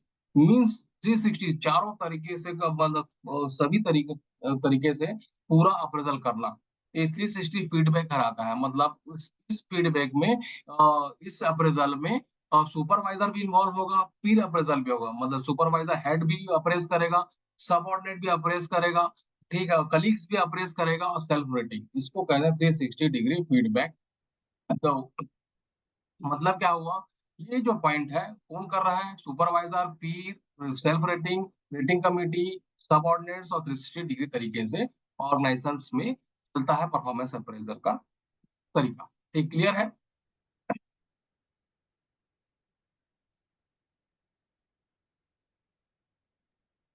हाँ, सेल्फ को नेगेटिव, जैसे अभी ये आपने पूछा, सेल्फ को नेगेटिव कोई नहीं देता, बेटर है। ठीक, ये चेक करेगा हेड। अब सेल्फ रेटिंग में जब हम सीआर रिपोर्ट खुद भर के भेजते हैं ऊपर में, तो हमने मान लीजिए 100% दिया है, उसमें 80% या 90% लिख के भेज दिया, हमारा परफॉर्मेंस 90% है करके, हम सेल्फ रेटिंग करके खुद को रेटिंग करके भेज दी, तो हेड चेक करेगा, हेड भी तो देख रहा है उनको ना। तो उसके हिसाब से फिर हेड, उसमें अगर उसको लगता है कि वो 90% जो भरा है सीआर रिपोर्ट में वो सही भरा है, तो उसको आगे फॉरवर्ड कर देगा, ओके लिख देगा। अगर उसको लगता है कि नहीं ऐसा नहीं है, वो सेल्फ रेटिंग किया है वो सही नहीं किया है, तो उसके हिसाब से वो परफॉर्मेंस नहीं दिया, हेड चेक करेगा। तो ये होता है, नेगेटिव हो सकता है कि सबऑर्डिनेट, एक बार रिपीट कर दीजिए, सबऑर्डिनेट मीन्स जो हेड है, जो मैनेजर्स है, उसके नीचे कर्मचारी जो काम कर रहे हैं, सुपरवाइजर में जो हेड है वो चेक कर रहा है अपने कर्मचारियों का। इसमें जस्ट रिवर्स, सबऑर्डिनेट में जस्ट रिवर्स है, जो नीचे के तबके के लोग हैं, यानी कि सबऑर्डिनेट्स लोग हैं, सबऑर्डिनेट मीन्स नीचे, एचआर, एचआर मैनेजर है तो एचआर एग्जीक्यूटिव क्या हो गए, सबऑर्डिनेट्स हो गए। तो ये सबऑर्डिनेट चेक करेगा अपने मैनेजर का, कि मैनेजर की मैनेजर मैनेजर क्या क्या चेक कर सकता है, सबऑर्डिनेट क्या क्या चेक करेंगे, तो जो एचआर मैनेजर वो अफेक्टिव वे में काम बता रहा है कि नहीं, उसका कम्युनिकेशन स्किल कैसा है, उसका फेयरनेस कैसा है, वो सपोर्ट कर रहे हैं कि नहीं अपने नीचे तबके के लोगों को, ये सारा चीज चेक करके अपने अप्रेस करते हैं। और वो एम्प्लॉय जो सबऑर्डिनेट है वो बना के रखेंगे, वो अपने हेड, दूसरे हेड जो अप्रेस करेंगे उसको बता देंगे कि ये जो हमारे साहब है ना, वो सही नहीं है, उसका कम्युनिकेशन अच्छा नहीं है, उनका सपोर्ट नहीं करते हैं, वो कास्टिज्म है, ये सब का है, उनको अप्रेस करके वो दूसरे साहब को बताएंगे, जो उनके भी हेड रहेंगे उनको बताया जाएगा। ये सब ऑर्डिनेट अप्रेजल कहलाता है। Technique for appraising performance, performance अब चेक करना है तो क्या क्या टेक्निक्स यूज करते हैं, ये बहुत सारे टेक्निक्स है। Graphic rating scale method, alternating ranking method, स्पेड का comparison method, force distribution method, critical, इसको एक एक करके ही पढ़ेंगे। Narrative form, behavioural and anchored, anchored rating scale हो गया, मिस स्टैंडर्ड स्केल हो गया, management by objective, comprise and web based performance appraisal, electronic performance monitoring. ठीक है, तो ये तरीका है, इन तरीका को एक एक करके हम आगे पढ़ते हैं। क्या है? पहला, ग्राफिक रेटिंग स्केल मेथड्स, पहला टेक्निक है परफॉर्मेंस अप्रेजल करने का, पहला टेक्निक ग्राफिक। देखिए, इसमें बताया गया है, graphic rating scale method is type of performance appraisal method wherein employees are rated on specific performance dimension. इसमें क्या होता है कि जैसे एम्प्लॉय जिनके अंडर में काम कर रहे हैं, जो हेड होगा, वो पहले से एक रेट तैयार करके रखा होगा उनके परफॉर्मेंस को चेक करने के। क्या रेट तैयार करके रखा होगा कि इसके एक स्केल तैयार करके रखा होगा। स्केल में क्या क्या हो सकता है, poor, average, neutral, good and excellent. ये 5 पॉइंट होंगे उसके स्केल के, और उसके हिसाब से इसको रेट करेगा एम्प्लॉयज को, जो हेड रहेंगे।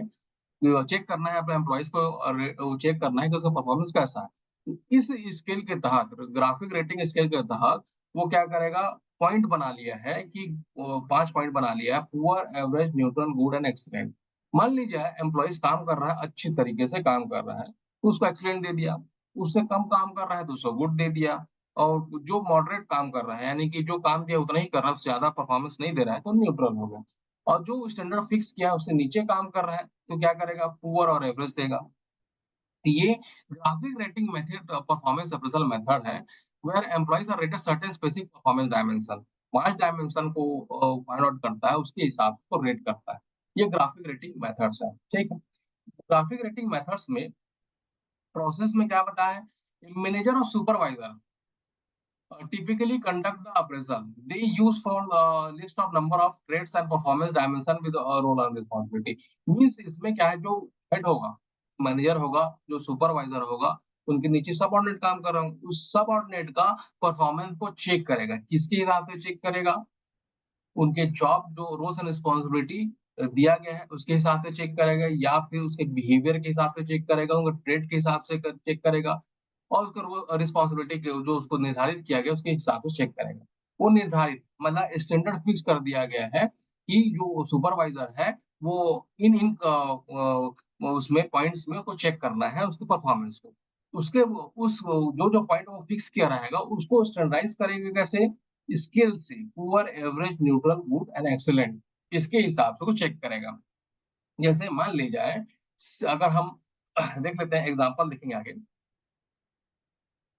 इसमें एप्लीकेशन क्या-क्या यूज़ होता है? देखिए डायमेंशन क्या-क्या हो सकता है? पहले देखिए जेनेरिक, जेनेरिक मीन्स वो उसके खुद की वो इन्हेरेंट एबिलिटी, इन्हेरेंट जेनेरिक मतलब जेनेटिक जिसको बोल सकते हैं, जिसको अंदर वो स्किल खुद रहता है, उसके स्किल को ही चेक करना पहला।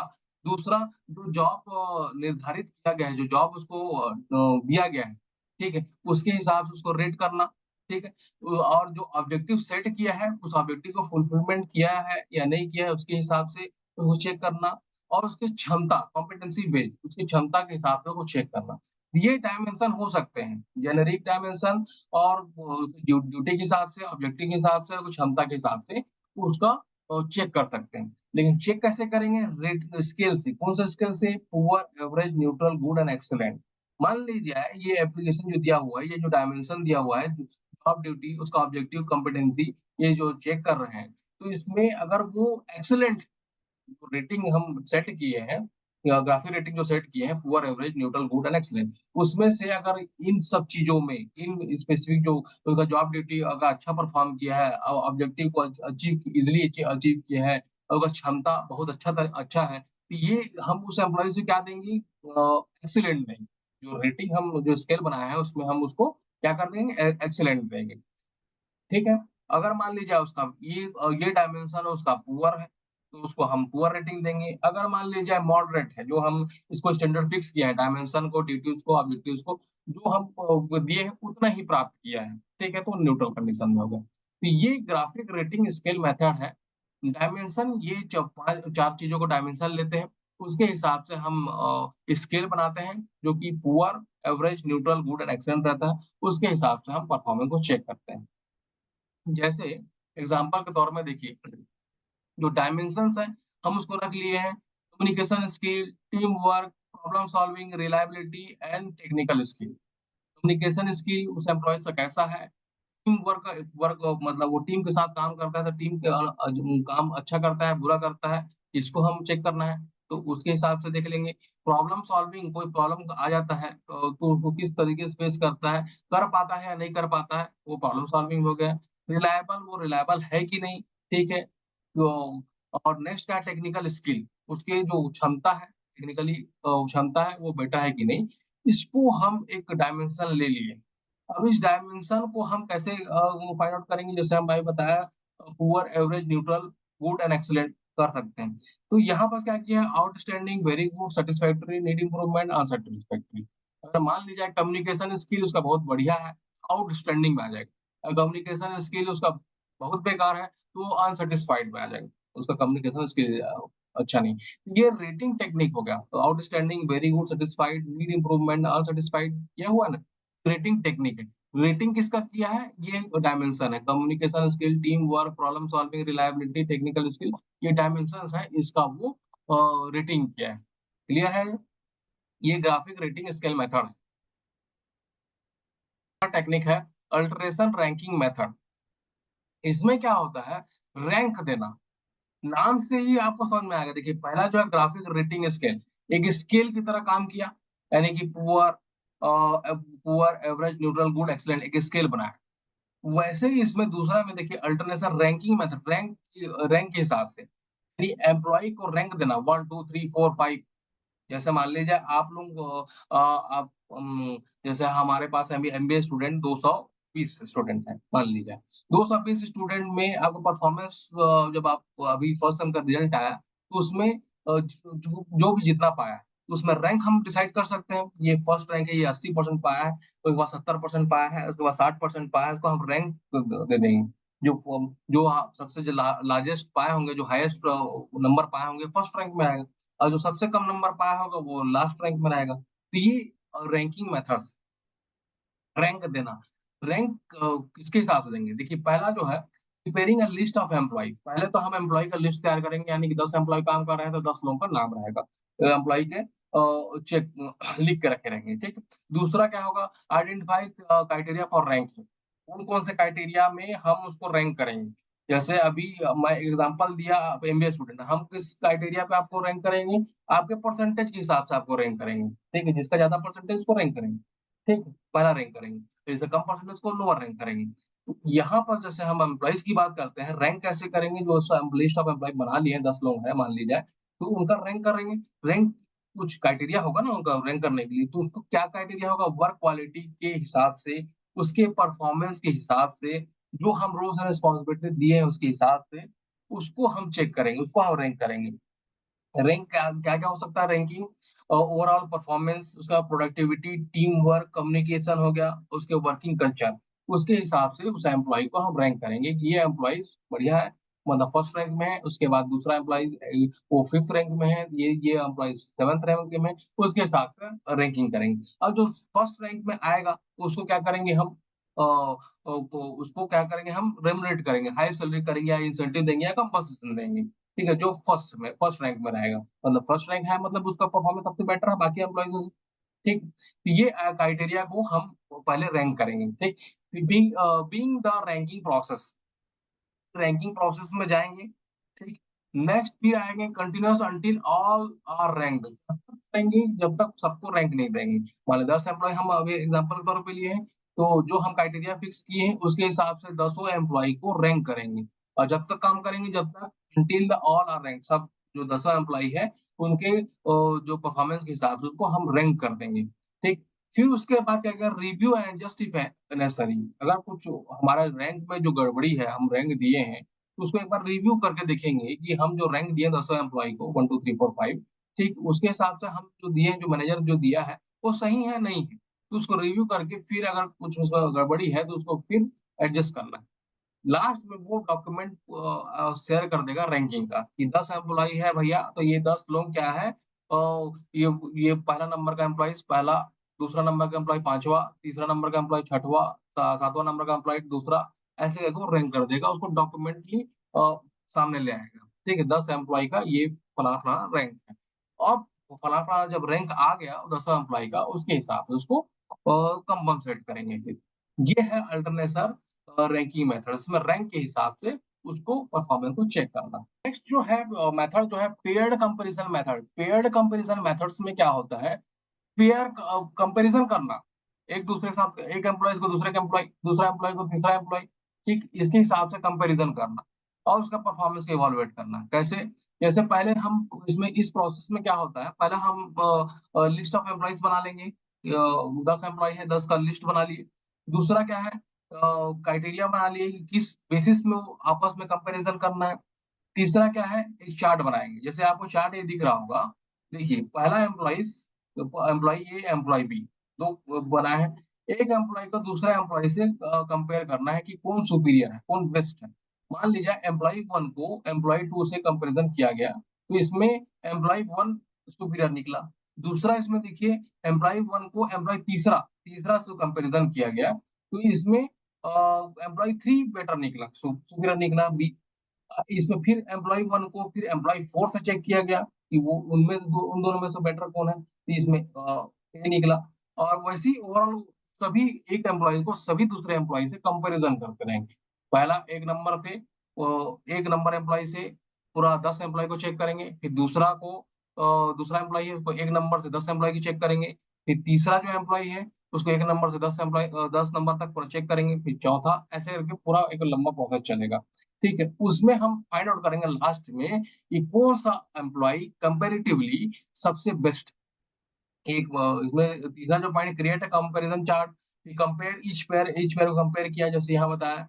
फिर टेली द रिजल्ट, रिजल्ट को टेली करेंगे, जैसे ए बी।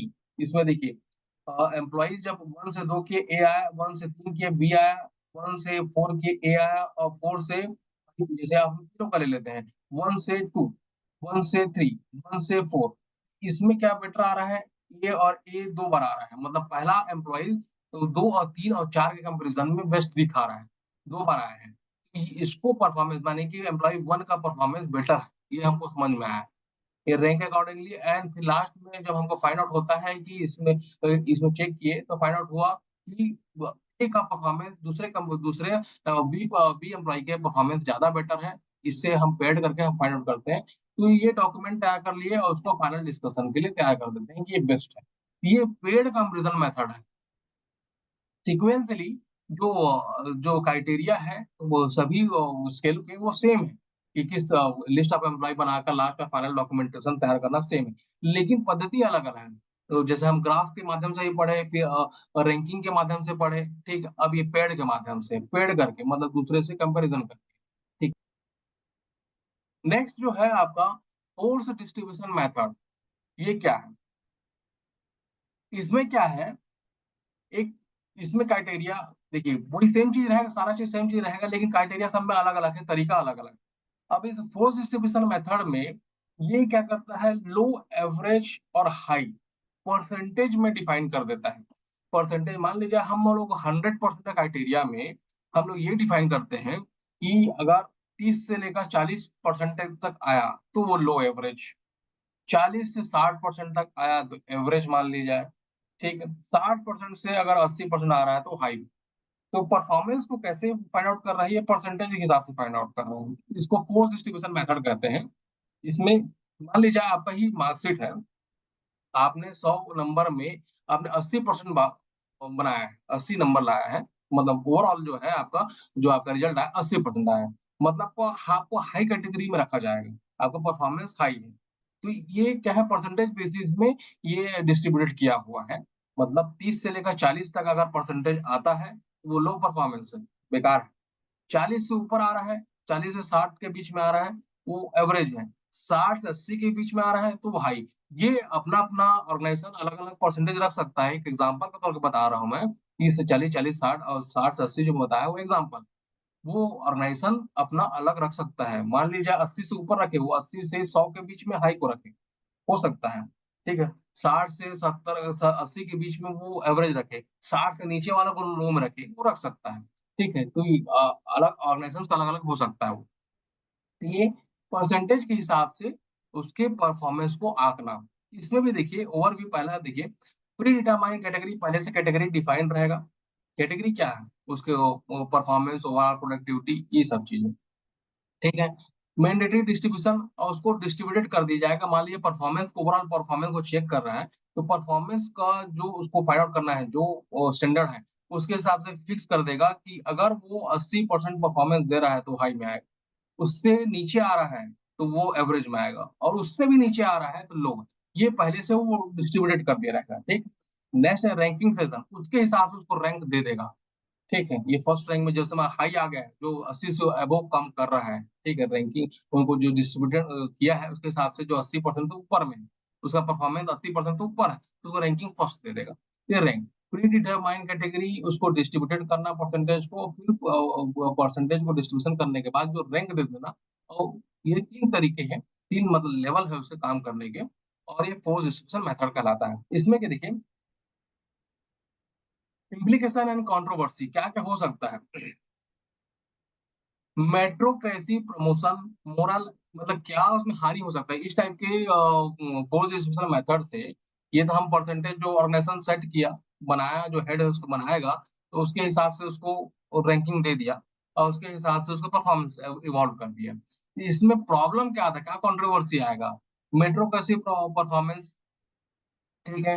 मेट्रोक्रेसी परफॉर्मेंस, दूसरा क्या है, मोरल एंड टॉक्सिक कंपटीशन, फिर तीसरा potential for biases, unfair, legal and ethical challenges, और रेलिवेंस टू ऑर्गेनाइजेशन गोल, ये आ सकता है। तो इसमें क्या है, मेट्रोक्रेसी परफॉर्म प्रमोशन मीन्स क्या होगा, कभी कभी क्या होता है, हेड जिसको चाहता है ना उसको अच्छा रैंक देता है। मान लीजिए जो 10 एम्प्लॉय काम कर रहे हैं, तो जो हेड है वो अपने हिसाब से दे दिया कि उसको ज्यादा पसंद कर रहा है, तो उसको रैंकिंग में अच्छा दे दिया, मतलब परसेंटेज को अच्छा दे दिया। ये हो सकता है, तो ये एक प्रकार का, और उसको बाइसनेस है, ठीक है, मेट्रोक्रेसी प्रमोशन। दूसरा, मोरल एंड टॉक्सिक कंपटीशन। इससे क्या होता है, अगर इस तरीके का परसेंटेज दे दिया, ठीक है, इस तरीके का जो हेड है परसेंटेज दे दिया किसी एम्प्लॉय को, तो दूसरे एम्प्लॉइज क्या होते हैं, उसपे मोरल डाउन हो जाता है। वो सोचता है कि ये इनके चहीते हैं, ठीक है, जो हेड है उसका चहीता है, तो उसको दे दिया अच्छा परसेंटेज। अब मैं तो इतना वर्क काम किया, दूसरा एम्प्लॉय ये सोचेगा मैं तो इतना काम किया, इतना अच्छा परफॉर्मेंस दिया, उसके बाद भी तो मेरे को अच्छा परसेंटेज नहीं दिए। अब वो उस साहब के बहुत करीब है, तो उसको अच्छा परसेंटेज दिया, 80% दे दिए, अब मुझे 50% में रखा। तो ये उनका क्या होता है, मोरल डाउन होता है। तो ये टॉक्सिक है, ये इस टाइप का जो पद्धति है परसेंटेज वाला, जो हेड देता है, तो क्या होता है, वो उसका मोरल डाउन हो सकता है। ठीक। नेक्स्ट है पोटेंशियल फॉर बायसनेस अनफेयर। ये बायसनेस अनफेयर हो सकता है, क्यों हो सकता है, क्योंकि हेड जिसको चाहेगा उसको उसके हिसाब से परसेंटेज दे दिया। मैं देखा उसका परफॉर्मेंस अच्छा है या बुरा है, वो हेड जानेगा, उसके हिसाब से वो दे रहा है। मान लीजिए जो बुरा भी काम कर रहा है उसको भी मान लो अच्छा परसेंटेज दे दिया, तो ये बायसनेस हो सकता है, उसमें अनफेयर प्रैक्टिस हो सकता है। ठीक है। Legally legal and ethical challenges, इसमें क्या है, लीगल एथिकल चैलेंजेस भी फाउंड आउट होता है। ठीक है। Next, relevance to organisation goal. ये ऑर्गेनाइजेशन गोल के लिए देखिए, ये तीनों जो ऊपर जो है, meritocracy, promotion, morale toxic competition and biasness, ये नेगेटिविटी, पोस्ट डिस्ट्रीब्यूशन मेथड का नेगेटिविटी है। और लीगल एथिकल चैलेंजेस और रेलेवेंस टू ऑर्गेनाइजेशन गोल, ये पॉजिटिविटी है उसका। जो पोस्ट डिस्ट्रीब्यूशन मेथड का पॉजिटिविटी है। तो पोस्ट डिस्ट्रीब्यूशन मेथड ओवरऑल क्या है, रैंक देना, किसके हिसाब से, परसेंटेज के हिसाब से रैंक देना। परसेंटेज 30 से 40, 40 से 60, 60 से 80, हो सकता है डिफरेंट ऑर्गेनाइजेशन का डिफरेंट तरीका हो। ठीक है, डिफरेंट परसेंटेज क्राइटेरिया हो, डिस्ट्रीब्यूशन क्राइटेरिया अलग अलग हो सकता है, अलग अलग ऑर्गेनाइजेशन का। ठीक है, लो हाई और एवरेज जो रख रहा है उसका परसेंटेज जो हो अलग अलग हो सकता है। तो ये परसेंटेज के हिसाब से डिस्ट्रीब्यूट कर दिया, तो उसके हिसाब से एम्प्लॉयज को रैंकिंग करेगा, उसके हिसाब से परफॉर्मेंस का अप्रेजल करेगा, और उसके बाद उसको कंपनसेट करेगा। ये force distribution method. Clear. Critical incident method में, क्रिटिकल इंसिडेंट मेथड कैसे काम करता है, हाउ टू वर्क, ये है कैसे। देखिए ये क्या है, क्वांटिटेटिव अप्रोच नहीं है इसमें। जैसे हम लोग रैंक स्केल परसेंटेज के हिसाब से देखें ना, इसमें परसेंटेज परसेंटेज नहीं, कुछ रैंक को मतलब क्वांटिटेटिव नहीं, मतलब 1 2 3 4 5 क्वांटिटेटिव नहीं, क्वालिटेटिव है। ये अप्रोच जो है क्रिटिकल इंसिडेंट मेथड जो है क्वालिटेटिव है। मतलब वर्क परफॉर्मेंस को चेक करना है उनके क्वालिटी के हिसाब से, जो एम्प्लॉयज का, जैसे मान लो जो बिहेवियर है, बिहेवियर को हम चेक करना है उसके परफॉर्मेंस को। तो वो क्वांटिफाई नहीं हो पाएगा, मतलब परसेंटेज के हिसाब से हम वो नहीं देखें ना, रैंकिंग के हिसाब से देखें, नहीं, वो ऐसा नहीं है। एक क्वालिटी अप्रोच है, क्वालिटी के हिसाब से, यानी बिहेवियर, उसका वर्क कैपेसिटी, बिहेवियर, और उसको कितना इन्वॉल्वमेंट हो रहा है, कितना परफॉर्म कर रहा है, को चेक करना है। तो ये क्या है, क्वालिटेटिव के हिसाब से क्वालिटेटिव अप्रोच है, उसके परफॉर्मेंस को चेक करना। इसमें कोई न्यूमेरिकल टर्म्स नहीं है, क्वांटिटेटिव नहीं है। ठीक है, तो इसमें क्या होता है, तो तरीका क्या क्या है, रिकॉर्डिंग इंसिडेंट, पहले इंसिडेंट को रिकॉर्ड करें। मान लीजिए इसका बिहेवियर, इसमें बिहेवियर को फाइंड आउट करना है कि उसका बिहेवियर कैसा है जॉब परफॉर्मेंस करने के लिए। इसको कौन रिकॉर्ड करेगा, recorded by head, recorded by manager. अपने सब ऑर्डिनेट का अगर बिहेवियर चेक करना है उसको, तो वो पहले से इंसिडेंट को फिक्स कर लिए है, ये टर्म्स में, क्वांटिटेटिव नहीं ना, क्वालिटेटिव, उसके बिहेवियर को चेक करना है। तो जो मैनेजर है वो ऑब्जर्व करते रहेगा उसके बिहेवियर को, कि वो काम सही तरीके से कर रहा है कि नहीं, ठीक है, सही तरीके से समय पे आ रहा है कि नहीं, और सही तरीके से जो समय पे हम काम दिए हैं उस काम को पूरा कर रहे हैं कि नहीं। तो उसका परफॉर्मेंस को चेक करेगा कौन, मैनेजर। ठीक, क्वालिटेटिवली। तो ये पहला क्या होगा, इंसिडेंट को रिकॉर्ड करेगा। ठीक है। फिर पीरियोडिक रिव्यू। अब वो पीरियोडिक रिव्यू जो मंथ हो सकता है, अलग अलग हो सकता है, 1 महीने में रिव्यू करे, ठीक, या फिर 6 महीने में रिव्यू करे, या 12 महीने में रिव्यू करे, हो सकता है। पीरियोडिक रिव्यू करना, तो वो बिहेवियर को चेक कर रहा है, पहला पहला जो है बिहेवियर को जो चेक कर रहा है, उसके परफॉर्मेंस को जब चेक कर रहा है बाय मैनेजर, सबऑर्डिनेट को चेक कर रहा है। ठीक है, नॉट क्वालिटेटिव, नॉट क्वांटिटेटिवली ना, क्वालिटेटिवली वो चेक कर रहा है। तो रिव्यू कब कर रहा है, 6 मंथ में कर सकता है, 12 महीने में चेक कर सकता है, वो कर सकता है। नेक्स्ट इसमें क्या हो सकता है, बिहेवियर फोकस, बिहेवियर को चेक कर रहा है ना, बिहेवियर को चेक कर रहा है, जैसे मैं बताया इसमें, नॉट अ क्वालिटेटिवली, मतलब क्वांटिटेटिव नहीं है ये, नंबर तो नहीं है इसमें, क्वालिटेटिव चेक कर रहा है, बिहेवियर चेक कर रहा है। तो बिहेवियर में क्या क्या आ सकता है, उसका ट्रेड्स हो गया, उसका पर्सनालिटी होगा, उसका कैरेक्टरिस्टिक होगा, और उसके हिसाब से उसका परफॉर्मेंस हो गया। ये बिहेवियरली फोर्स है, मतलब बिहेवियर को चेक करना। नेक्स्ट क्या है, डेवलपिंग एंड डिसीजन मेकिंग। तो देखिए पहले तो वो क्राइटेरिया फिक्स किया, उसके बिहेवियर को चेक करना है। फिर वो पीरियोडिकली रिव्यू किया, वो 6 मंथ में या 12 मंथ में वो चेक करते रहा, तो साल भर या 6 महीना। फिर उसके बाद उसको लास्ट में क्या करेगा, तो वो जो अपना फाइनल प्रपोजल है अपना, उसको मैनेजर दे देगा कि 6 महीने से 12 महीने से मैं इसको ऑब्जर्व कर रहा हूँ, इसका बिहेवियर अच्छा है जॉब के प्रति, जो जॉब उसको असाइन किया गया है उसके प्रति अच्छा है, वो काम अच्छे तरीके से कर रहा है। या फिर हो सकता है वो बोलेगा कि मैं 6 महीने से उसको रिव्यू कर रहा हूँ, 6 महीने से मैं उसको देख रहा हूँ कि उसका बिहेवियर ठीक नहीं है जॉब के प्रति, समय से नहीं आता, काम समय से नहीं पूरा करता। ये हो सकता है, ये डेवलप करके लास्ट में डिसीजन दे देगा। ये क्या है, क्रिटिकल इंसिडेंट मेथड हो गया। ठीक है, इसमें एडवांटेज है ऑब्जेक्टिव एंड स्पेसिफाई, मतलब इसमें ऑब्जेक्ट इस क्राइटेरिया के, इस क्रिटिकल इंसिडेंट मेथड के एडवांटेज और डिसएडवांटेज हैं।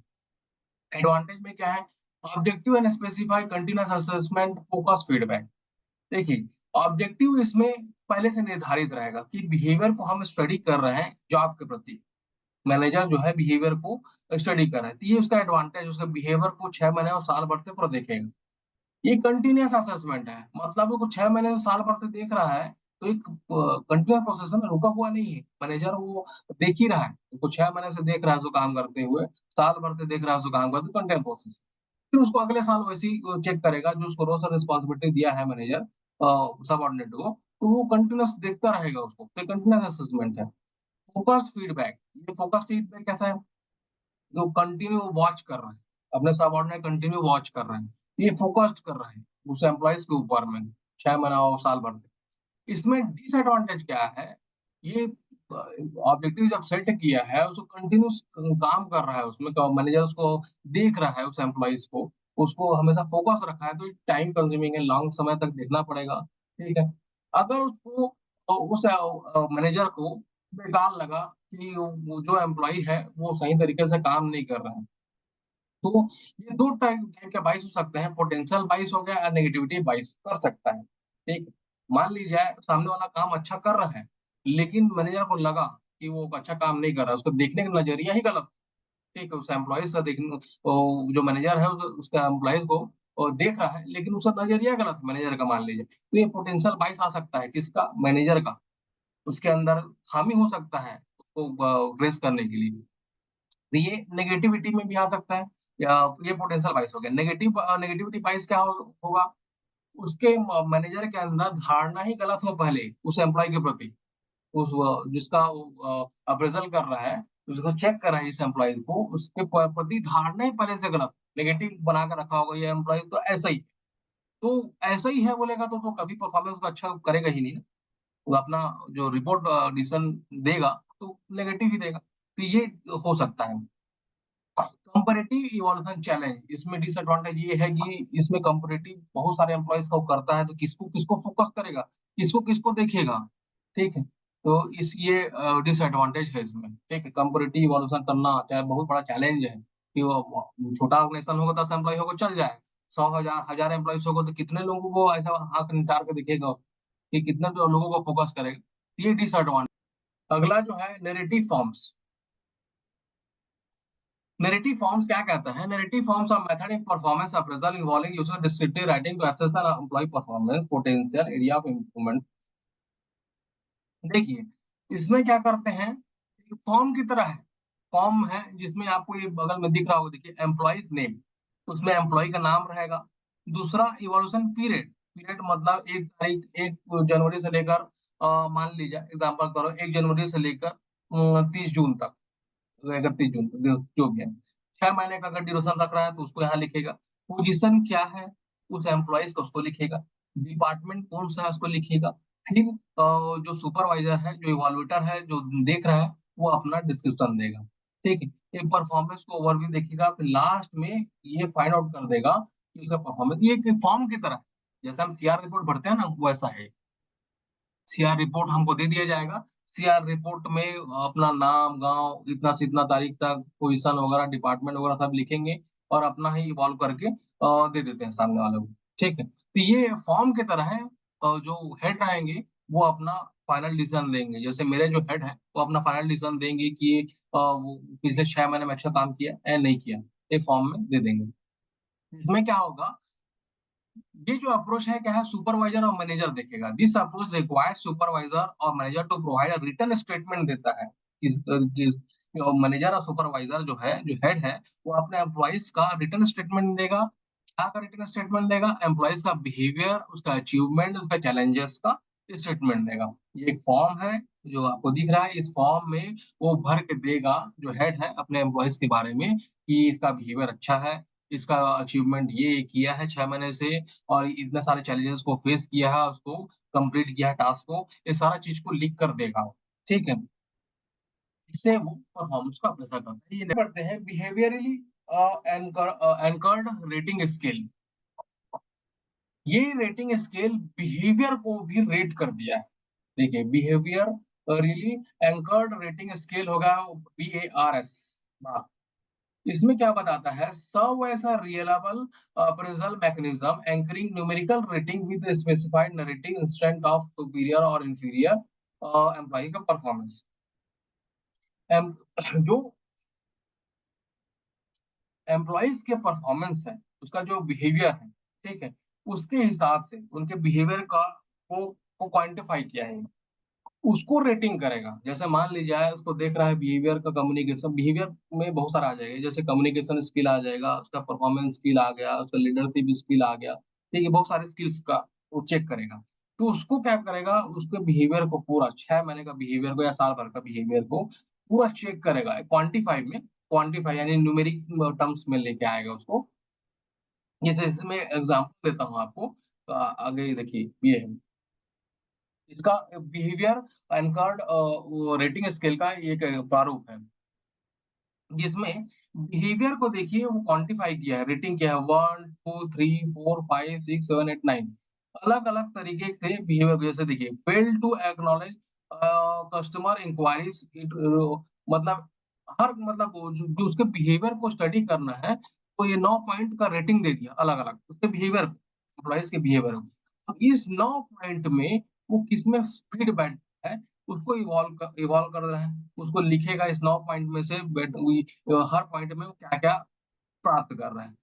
ठीक है, इस पॉइंट को यहाँ इवोल्यूशन सेक्टर में वो लिख देगा। तो ये बिहेवियर एंकर्ड है, मतलब आदमी के, मतलब जो एम्प्लॉइज है, जो हेड रहेंगे, वो पहले से बिहेवियर को चेक करने का पॉइंट्स बनाया हुआ है कि ये पॉइंट्स है। कि जैसे मान लीजिए इस एग्जांपल में 9 पॉइंट्स बना है, इस 9 पॉइंट के तहत वो देखेगा कि जो सबऑर्डिनेट जो काम कर रहा है एम्प्लॉय, उसका परफॉर्मेंस कहाँ तक जाता है। तो इस 9 में से वो रैंक करेगा, इवॉल्व इसको देखेगा 9 में से किसमें वो बेटर है।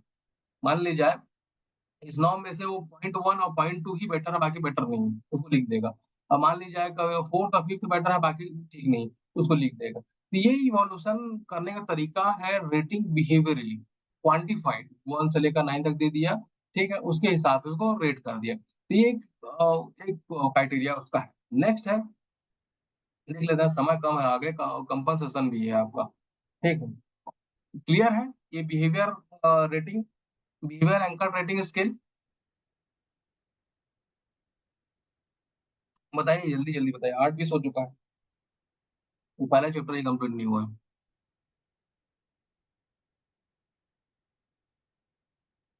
चलिए नेक्स्ट चलते हैं, mixed standard scale. Mixed standard scale means का कंपोजिट स्केल है। कंपोजिट स्केल में तो सब प्रकार के वो स्केल को एक ही में कंपोज कर दिया।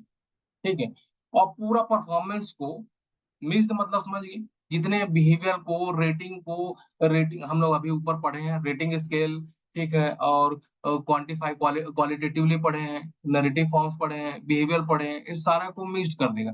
मिक्स्ड करने का मतलब ये है कि ओवरऑल जो परफॉर्मेंस है वो किसका, जिसको हमको चेक करना है, जिस एम्प्लॉइज का परफॉर्मेंस को चेक करना है, उसको ओवरऑल परफॉर्मेंस का एक बना लिया रहेगा पहले से आइडेंटिफाई। जैसे देखिए, पहला जो है identify of the key performance dimension, मैंने की परफॉर्मेंस की पूरा ओवरऑल को चेक करना है। ठीक है, बिहेवियर को चेक करना है, ओवरऑल क्या क्या चेक कर सकते हैं इसमें, बिहेवियर को चेक करना, तो कम्युनिकेशन स्किल, लीडरशिप स्किल, ठीक, क्वालिटी ऑफ वर्क, प्रोडक्टिविटी, सारा चीज को हम क्वांटिफाई कर लिए। जितना परफॉर्मेंस वो देगा, ठीक है, साल भर या 6 महीना जो भी, उसको पहले क्वांटिफाइड कर लिए, पहले ही आइडेंटिफाइड कर दिए। ठीक है, अब उसको क्या करना है, डेवलप ऑफ बिहेवियर एग्जाम्पल, बहुत सारे एग्जाम्पल के तौर पे, जैसे पिछला अभी हम लोग पढ़े हैं, ठीक है, BARS में, पढ़े, बिहेवियर को भी क्वांटिफाइड कर दिया है, 1 से लेकर 9 पॉइंट तक। वैसे इसमें पॉइंट आउट करने हैं बिहेवियर को, और उसको रैंडमाइज़ कर लेना, बिहेवियर को स्टेटमेंट बना लेना। जैसे इसमें 1 से लेकर पॉइंट तक बनाया, 9 पॉइंट तक बनाया पिछला वाला स्टेटमेंट ने, वैसे ही इसमें भी पॉइंट्स बना लेना उसके बिहेवियर के अकॉर्डिंग। अब देखिए ओवरऑल परफॉर्मेंस जो है उसकी क्वालिटी केवल बिहेवियर के साथ-साथ उसके बिहेवियर हो गया, उसके ओवरऑल प्रोडक्टिविटी हो गया, ठीक है, वर्क क्वालिटी हो गया, वर्क एथिक्स हो गया, ये सारा चीज़ को क्वांटिफाइड कर लिया। उसके हिसाब से उसको अप्रेज़ल करेंगे। ये सारा चीज़ में ओवरऑल सब देखेगा, जो हेड है वो देखेंगे सब ओवरऑल में किसमें कहाँ तक बैठता है, और उसको फिर एम्प्लॉइज़ को अप्रेज़ल करेगा। इसमें देखिए एग्ज़ाम्पल है लो और high quality of work example या फिर मीडियम। 3 बातें हो सकती है उसमें, लो, हाई और मीडियम 3 बातें हो सकती है। जो क्राइटेरिया वो फिक्स किया है, ठीक है, पूरा मिक्स्ड स्केल का यूज़ किया है, और पूरा मिक्स्ड में ये 3 क्राइटेरिया में कहाँ बैठता है वो, लो में, हाई और मीडियम में कहाँ बैठता है। अगर उसका परफॉर्मेंस लो है तो लो में बैठेगा, हाई है तो हाई में बैठेगा, और मीडियम है तो मीडियम में बैठेगा। ठीक है? ये मिक्स है, जो अभी ऊपर जो आप ऊपर में पढ़े हैं अभी, उसमें से एक सबका कंपोज़िट है, ओवरऑल सब कुछ देखना है इसमें।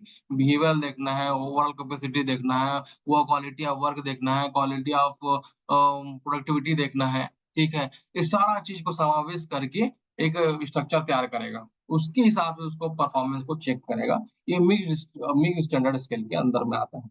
उसके हिसाब से लो, हाई और एवरेज उसको रैंक कर देगा। ठीक है? क्लियर है?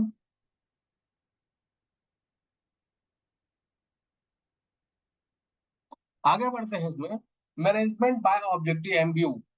देखिए ये जो है मैनेजमेंट बाय ऑब्जेक्टिव जो है, आपने फर्स्ट सेमेस्टर में आप पढ़ा होगा एमबीओ में, मैनेजमेंट इंट्रोडक्शन में आपने पढ़ा होगा management by objective MBO.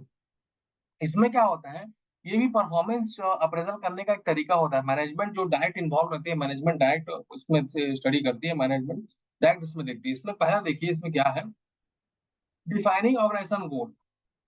HR manager अपने नीचे 10 एम्प्लॉइज को रखा हुआ है, 10 एग्जीक्यूटिव काम कर रहा है। तो जो एचआर मैनेजर होगा वो ऑर्गेनाइजेशन को मतलब सेट करके रखा होगा, गोल सेट करके रखा होगा, और ऑर्गेनाइजेशन का गोल अलग होगा, जो हर डिपार्टमेंट उसको ऑपरेट करता होगा। तो पहला जो है एमबीओ का काम ये है, पहला देखिए परफॉर्मेंस का अप्रेजल करने का पहला वो डिफाइनिंग ऑर्गेनाइजेशन गोल, पूरा ओवरऑल ऑर्गेनाइजेशन का एक गोल होगा।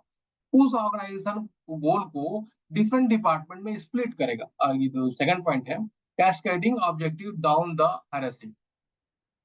पहला पॉइंट में तो ऑर्गेनाइजेशन का गोल ओवरऑल कैपेसिटी इंक्रीज करने का ही उसका गोल होगा।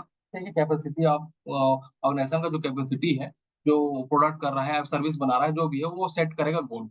अब इस गोल को डिफरेंट डिपार्टमेंट में सेट आउट कर दिया है, यानी ब्रेक कर दिया है स्मॉल डिपार्टमेंट्स के गोल के हिसाब से, या फिर अलग अलग, जैसे मान लीजिए एचआर डिपार्टमेंट ने उसको अलग गोल दे दिया, फाइनेंस डिपार्टमेंट उसको अलग गोल दे दिया, और दूसरा डिपार्टमेंट उसको अलग गोल दे दिया। तो पहला तो ऑर्गेनाइजेशन गोल होगा, बाकी फिर उसको स्प्लिट करके कैस्केडिंग मतलब स्प्लिटिंग करना, ब्रेक करना, और डिफरेंट डिपार्टमेंट के हिसाब से, डिफरेंट हायरार्की के हिसाब से गोल को डिस्ट्रीब्यूट करना। फिर क्या है, अब डिफरेंट डिपार्टमेंट में चला गया, अब निर्धारित गोल, पहले तो ऑर्गेनाइजेशन गोल फाइंड आउट किया, फिर स्प्लिट कर दिया, डिफरेंट डिपार्टमेंट में गोल दे दिया। ठीक है, कि ये गोल को आपको एचआर डिपार्टमेंट को ये गोल दे दिया, अब उसको बोलेंगे कि इसको आपको 6 महीने के अंदर अचीव करके देना है। ठीक है, फाइनेंस डिपार्टमेंट को दे दिया, उसको गोल दे दिया, उसको इतना दिन के अंदर अचीव करके देखना है। अब क्या होगा, वो डिफरेंट डिपार्टमेंट जो होगा जिसको गोल मिल गया, अब वो क्या करेगा, उसके अंदर जो डिफरेंट डिपार्टमेंट्स के अंदर जो इंडिविजुअल्स होंगे, उसको सेटिंग करेंगे, उसके उसको ऑब्जेक्टिव देंगे। उनको ऊपर से मिला, ऑर्गेनाइजेशन से जो हेड है उनको डिफरेंट डिपार्टमेंट को मिला, अब डिफरेंट डिपार्टमेंट अपने नीचे सबऑर्डिनेट को ऑब्जेक्टिव्स को देंगे। सेटिंग इंडिविजुअल ऑब्जेक्टिव दे देंगे, निर्धारित कर देंगे कि पर्टिकुलर हर व्यक्ति को अपना अपना ऑब्जेक्टिव दे देंगे कि इस ऑब्जेक्टिव के आधार पर आपको काम करना है महीने भर, और इसको पूरा करके देना है। ठीक है, फिर उसके बाद क्या होगा, मॉनिटरिंग प्रोग्रेस एंड परफॉर्मेंस। फिर जो हेड रहेगा वो उस इंडिविजुअल को जो ऑब्जेक्टिव दिया हुआ है उसको प्रॉपर मॉनिटरिंग करेगा। ठीक है, वो कितना प्रोग्रेस कर रहा है, उसका परफॉर्मेंस को इवॉल्व करते रहेगा, देखते रहेगा उसको। अगर फिर क्या होगा, इवॉल्विंग उसका परफॉर्मेंस, फिर महीना भर देखता रहेगा, या फिर 6 महीने देखते रहेगा, या साल भर देखते रहेगा। उसके बाद उसको क्या करेगा, या 6 महीने का रिपोर्ट प्रेजेंट करेगा, इवॉल्वेट करेगा कि मैंने जो ऑब्जेक्टिव दिया, ठीक, जो कि ऑब्जेक्टिव ऊपर से आया, उस ऑब्जेक्टिव को कितना वो पूरा किया, इसको इवैल्यूएशन करेगा। लास्ट में वो फीडबैक दे देगा कि पर्टिकुलर इंडिविजुअल जो है, वो जिसको ऑब्जेक्टिव दिया गया था, उसको वो अच्छी तरीके से किया या नहीं किया। ठीक है? ये एक साइकिल की तरह चलता है, प्रोसेस चलता है, कंटीन्यूअस प्रोसेस है जो चलता रहेगा। मिलेगा ऑब्जेक्टिव तो हमेशा वो बढ़ते रहेगा, आज ऑब्जेक्टिव मिला, ठीक है? तो साल भर चला, फिर उसका ऑर्गेनाइजेशन का ऑब्जेक्टिव चेंज हो जाएगा, उसका कैपेसिटी बढ़ जाएगा, ठीक है? उसको कैपेसिटी इंक्रीज़ करना होगा, तो फिर ऑब्जेक्टिव चेंज हो जाएगा, उसके हिसाब से पूरा स्प्लिट होते हुए नीचे आएगा, ठीक है? तो ये हायरार्की एक प्रोसेस है, जो कि सेट हो रहा है ऑब्जेक्टिव्स क्योंकि टॉप से, मतलब वो जो ऑनर होगा ऑर्गेनाइजेशन का, जो मेन पॉलिसी रूल्स रेगुलेशंस बनाते होंगे ऑर्गेनाइजेशंस के, वहां सेट हो रहा है, और वहां पर सेट होके गोल सेट होके वो स्प्लिट होते हुए डिफरेंट डिपार्टमेंट में आए, डिफरेंट डिपार्टमेंट से फिर वो नीचे वो आपने नीचे इंडिविजुअल को दिए ऑब्जेक्टिव, फिर नीचे जो इंडिविजुअल है उसका परफॉर्मेंस को मॉनिटरिंग करते हुए लास्ट में इवॉल्व करके फीडबैक दिएगी। ये मैनेजमेंट बाय ऑब्जेक्ट का तरीका है परफॉर्मेंस को अप्रेजल करने का। इसमें बेनिफिट ये है कि हमें इससे क्या होगा, इंक्रीज मोटिवेशन कमिटमेंट, यानी कि वो एम्प्लॉइज को मोटिवेट कर बेनिफिट्स है, फायदे हैं मैनेजमेंट का ऑब्जेक्टिव, फायदे ये हैं कि इंडिविजुअल को जब ऑब्जेक्टिव दिया गया है तो वो फुलफिलमेंट कर रहा है, अचीव कर रहा है, तो उसको अप्रेस करेगा यानी कि उसको रेमुनेट करेगा, बेटर रेमुनेशन, तो वो जाहिर सी बात है मोटिवेट होगा आज काम करने के लिए। ठीक है, मान लो कोई एम्प्लॉय अच्छा काम कर रहा है और वो काम करने के बावजूद भी देख रहे हैं, उसके बाद भी उसको अप्रेज़ नहीं किए, उसको पैसा नहीं दिए उसके हिसाब से, या इंसेंटिव नहीं दिया, बोनस नहीं दिया, जो भी नहीं दिए, तो क्या होगा, उसको लगेगा कि यार काम अच्छा नहीं है, तो वो डिमोटिवेटेड हो जाएगा, ठीक है? इतना करके दे रहा हूँ उसके बाद भी अच्छा नहीं, नहीं हो सकता है। इसमें मैनेजमेंट का ऑब्जेक्टिव्स में बेनिफिट ये है कि वो हाइली मोटिवेट होता है क्योंकि अप्रेज़ कर रहे हैं, उसे काम के हिसाब से उसको अप्रेज़ कर रहे हैं, उसको रेमुनेट कर रहे हैं, ठीक है? इंसेंटिव दे रहे हैं, बोनस दे रहे हैं, तो मोटिवेट होगा। उनका उनके बीच में कम्युनिकेशन जो एनहांस होगा, ठीक है? और क्या होगा, focus on future and growth, उसका हमेशा ग्रोथ होते रहेगा क्योंकि उसकी स्किल भी डेवलप हो रही है, परफॉर्मेंस भी बेटर दे रहा है, ज़्यादा अच्छा परफॉर्मेंस दे रहा है, तो जो हायर अथॉरिटी है वो बोलेगा कि तुम परफॉर्मेंस अच्छा है तुम्हारा, साल भर से 2 साल से तुम परफॉर्मेंस अच्छा दे जा रहा है, आपको प्रमोशन कर दिया जाता है, तो उसका फ्यूचर ग्रोथ हो गई, ठीक है? Focus on future and growth. Alignment of individual and organization objectives, इसमें दोनों तरीके से ऑब्जेक्टिव फुलफिलमेंट होता है, ऑर्गेनाइजेशन सेट किया है ऑब्जेक्टिव्स, उसका फुलफिलमेंट हो रहा है, एज वेल एज इंडिविजुअल का जो ऑब्जेक्टिव्स है वो भी फुलफिलमेंट हो रहा है, उसे करियर ग्रोथ हो रहा है, नहीं कि उसका भी फुलफिलमेंट हो रहा है, तो ये मैनेजमेंट बाय ऑब्जेक्टिव से बेनिफिट ये है, ठीक है? नेक्स्ट जो है computer and web based performance appraisal system. Computer and web based performance appraisal system means computer से चेक करना परफॉर्मेंस को। उसमें एक सॉफ्टवेयर रहेगा, सॉफ्टवेयर से पहले से असाइन कर दिया जाएगा सब चीज़। जैसे हम अभी ऊपर में जितने भी हम रेटिंग स्केल पढ़े हैं, ग्राफिक रेटिंग स्केल पढ़े हैं, रैंक डिफाइन किया है, बिहेवियर को क्वांटिफाइड किए हैं, ठीक है? क्वालिटेटिवली भी स्टडी किए हैं, तो सारा चीज़ को कंप्यूटर में फीड कर देंगे, ठीक? कंप्यूटर और वेब बेस्ड परफॉर्मेंस और चेक करेंगे। इसमें क्या होता है, कंप्यूटर में तो हम पहले से फीड कर दिए हैं, उसके हिसाब से ऑटोमेटिक ऑटोमेटिक क्या होगा, वो चेक होते रहेंगे। जैसे मान लीजिए 10 एम्प्लॉयी काम कर रहा है, 10 एम्प्लॉयी का नाम, गाँव सब लिख देंगे, ये काम कर रहा है, ये इसका रोल्स रिस्पॉन्सिबिलिटी है, ठीक है? पूरा उसमें कंप्यूटर में लिख देंगे, फीड कर देंगे। तो उसका परफॉर्मेंस को वॉच करते रहेंगे और उसको कंप्यूटर में लिखते रहेंगे। तो ये क्या है, पहला देखिए इसमें continuous monitoring and feedback, continuous monitoring करता रहेगा हेड और उसको कंप्यूटर में लिखता रहेगा, ठीक है? और कॉम्प्रिहेंसिव इवैल्यूएशन मेथड, ये कम हमेशा इवैल्यूएशन मेथड कंटीन्यूअस चलते रहेगा, ठीक है? उसको इवॉल्व करते रहेगा कि आज जो परफॉर्मेंस वो दिया है, वो कल उससे परफॉर्मेंस बेटर हो रहा है या नहीं हो रहा है, ठीक है? क्योंकि कंटीन्यूअस में उसको मॉनिटरिंग कर रहे हैं। ये बिहेवियर एंकर रेटिंग मेथड्स भी है। ऑटोमेटिक रिपोर्ट जनरेशन होगा इसमें। ऑटोमेटिक रिपोर्ट जनरेशन कैसा होगी, कंप्यूटर में फीड कर दिया है और वो जो हेड होगा वो चेक कर रहा है, कंटिन्यूअसली फोकस है उसके पूरा, कैसे वो काम कर रहा है, कैसे उसका बिहेवियर है, कैसे वो उसका टीम वर्क, कैसे उसे कम्युनिकेट, सब कुछ चेक कर रहा है वो, ठीक है? चेक करने के बाद सभी एम्प्लॉइज को डेटा बनाया हुआ है कंप्यूटर में, तो सभी एम्प्लॉइज को वो लिख रहा है, वो उसका परफॉर्मेंस को चेक करके लिख रहा है उसमें। तो ये लास्ट में जो है वो ऑटोमेटिक जब वो फीड करते रह रहा है तो 6 महीना बाद उसको वो अप्रेस करेगा कि 10 एम्प्लॉयी में से बेस्ट कौन है, वो तो कंटिन्यूअस लिख रहा है 10वां एम्प्लॉयी का। तो लिखने के बाद 6 महीने बाद वो ऑटोमेटिक जनरेट हो जाएगा रिपोर्ट, ठीक है? कि उनमें 10 एम्प्लॉयी में से जो बेस्ट एम्प्लॉयी है, जो 6 महीने तक पूरी अच्छे तरीके से काम किया है, ठीक है? वो ऑटोमेटिक जनरेट हो जाएगा रिपोर्ट। ये गोल ट्रैकिंग या सेल्फ असेसमेंट, ये गोल ट्रैकिंग सेल्फ असेसमेंट क्या आता है, मतलब गोल को अचीव कर रहा है कौन, जो जो एम्प्लॉइज है वो, और सेल्फ खुद का भी असेसमेंट होता है इसमें, ठीक। ये कंप्यूटर बेस्ड जनरली क्या है, कंप्यूटर में फीड किया हुआ जितने भी क्वालिटेटिवली एंड क्वांटिटेटिवली बोथ जितना भी उसमें पॉइंट्स रहेंगे, ठीक है, जिसको परफॉर्मेंस अप्रेजल का तरीका में रहेगा, जैसे वो रेटिंग स्केल से लेकर एक्स वाई जेड पूरा वो कंप्यूटर में फीड कर देगा। और जो हेड होंगे वो क्या करेंगे, उसको कंटिन्यूस मॉनिटरिंग करते हुए वो कंप्यूटर में हमेशा फीड करते रहेगा। फिर 6 महीने बाद देखेगा कि 10 एम्प्लॉय में बेस्ट कौन। ठीक है, ये कंप्यूटराइज बेस्ड तरीका है।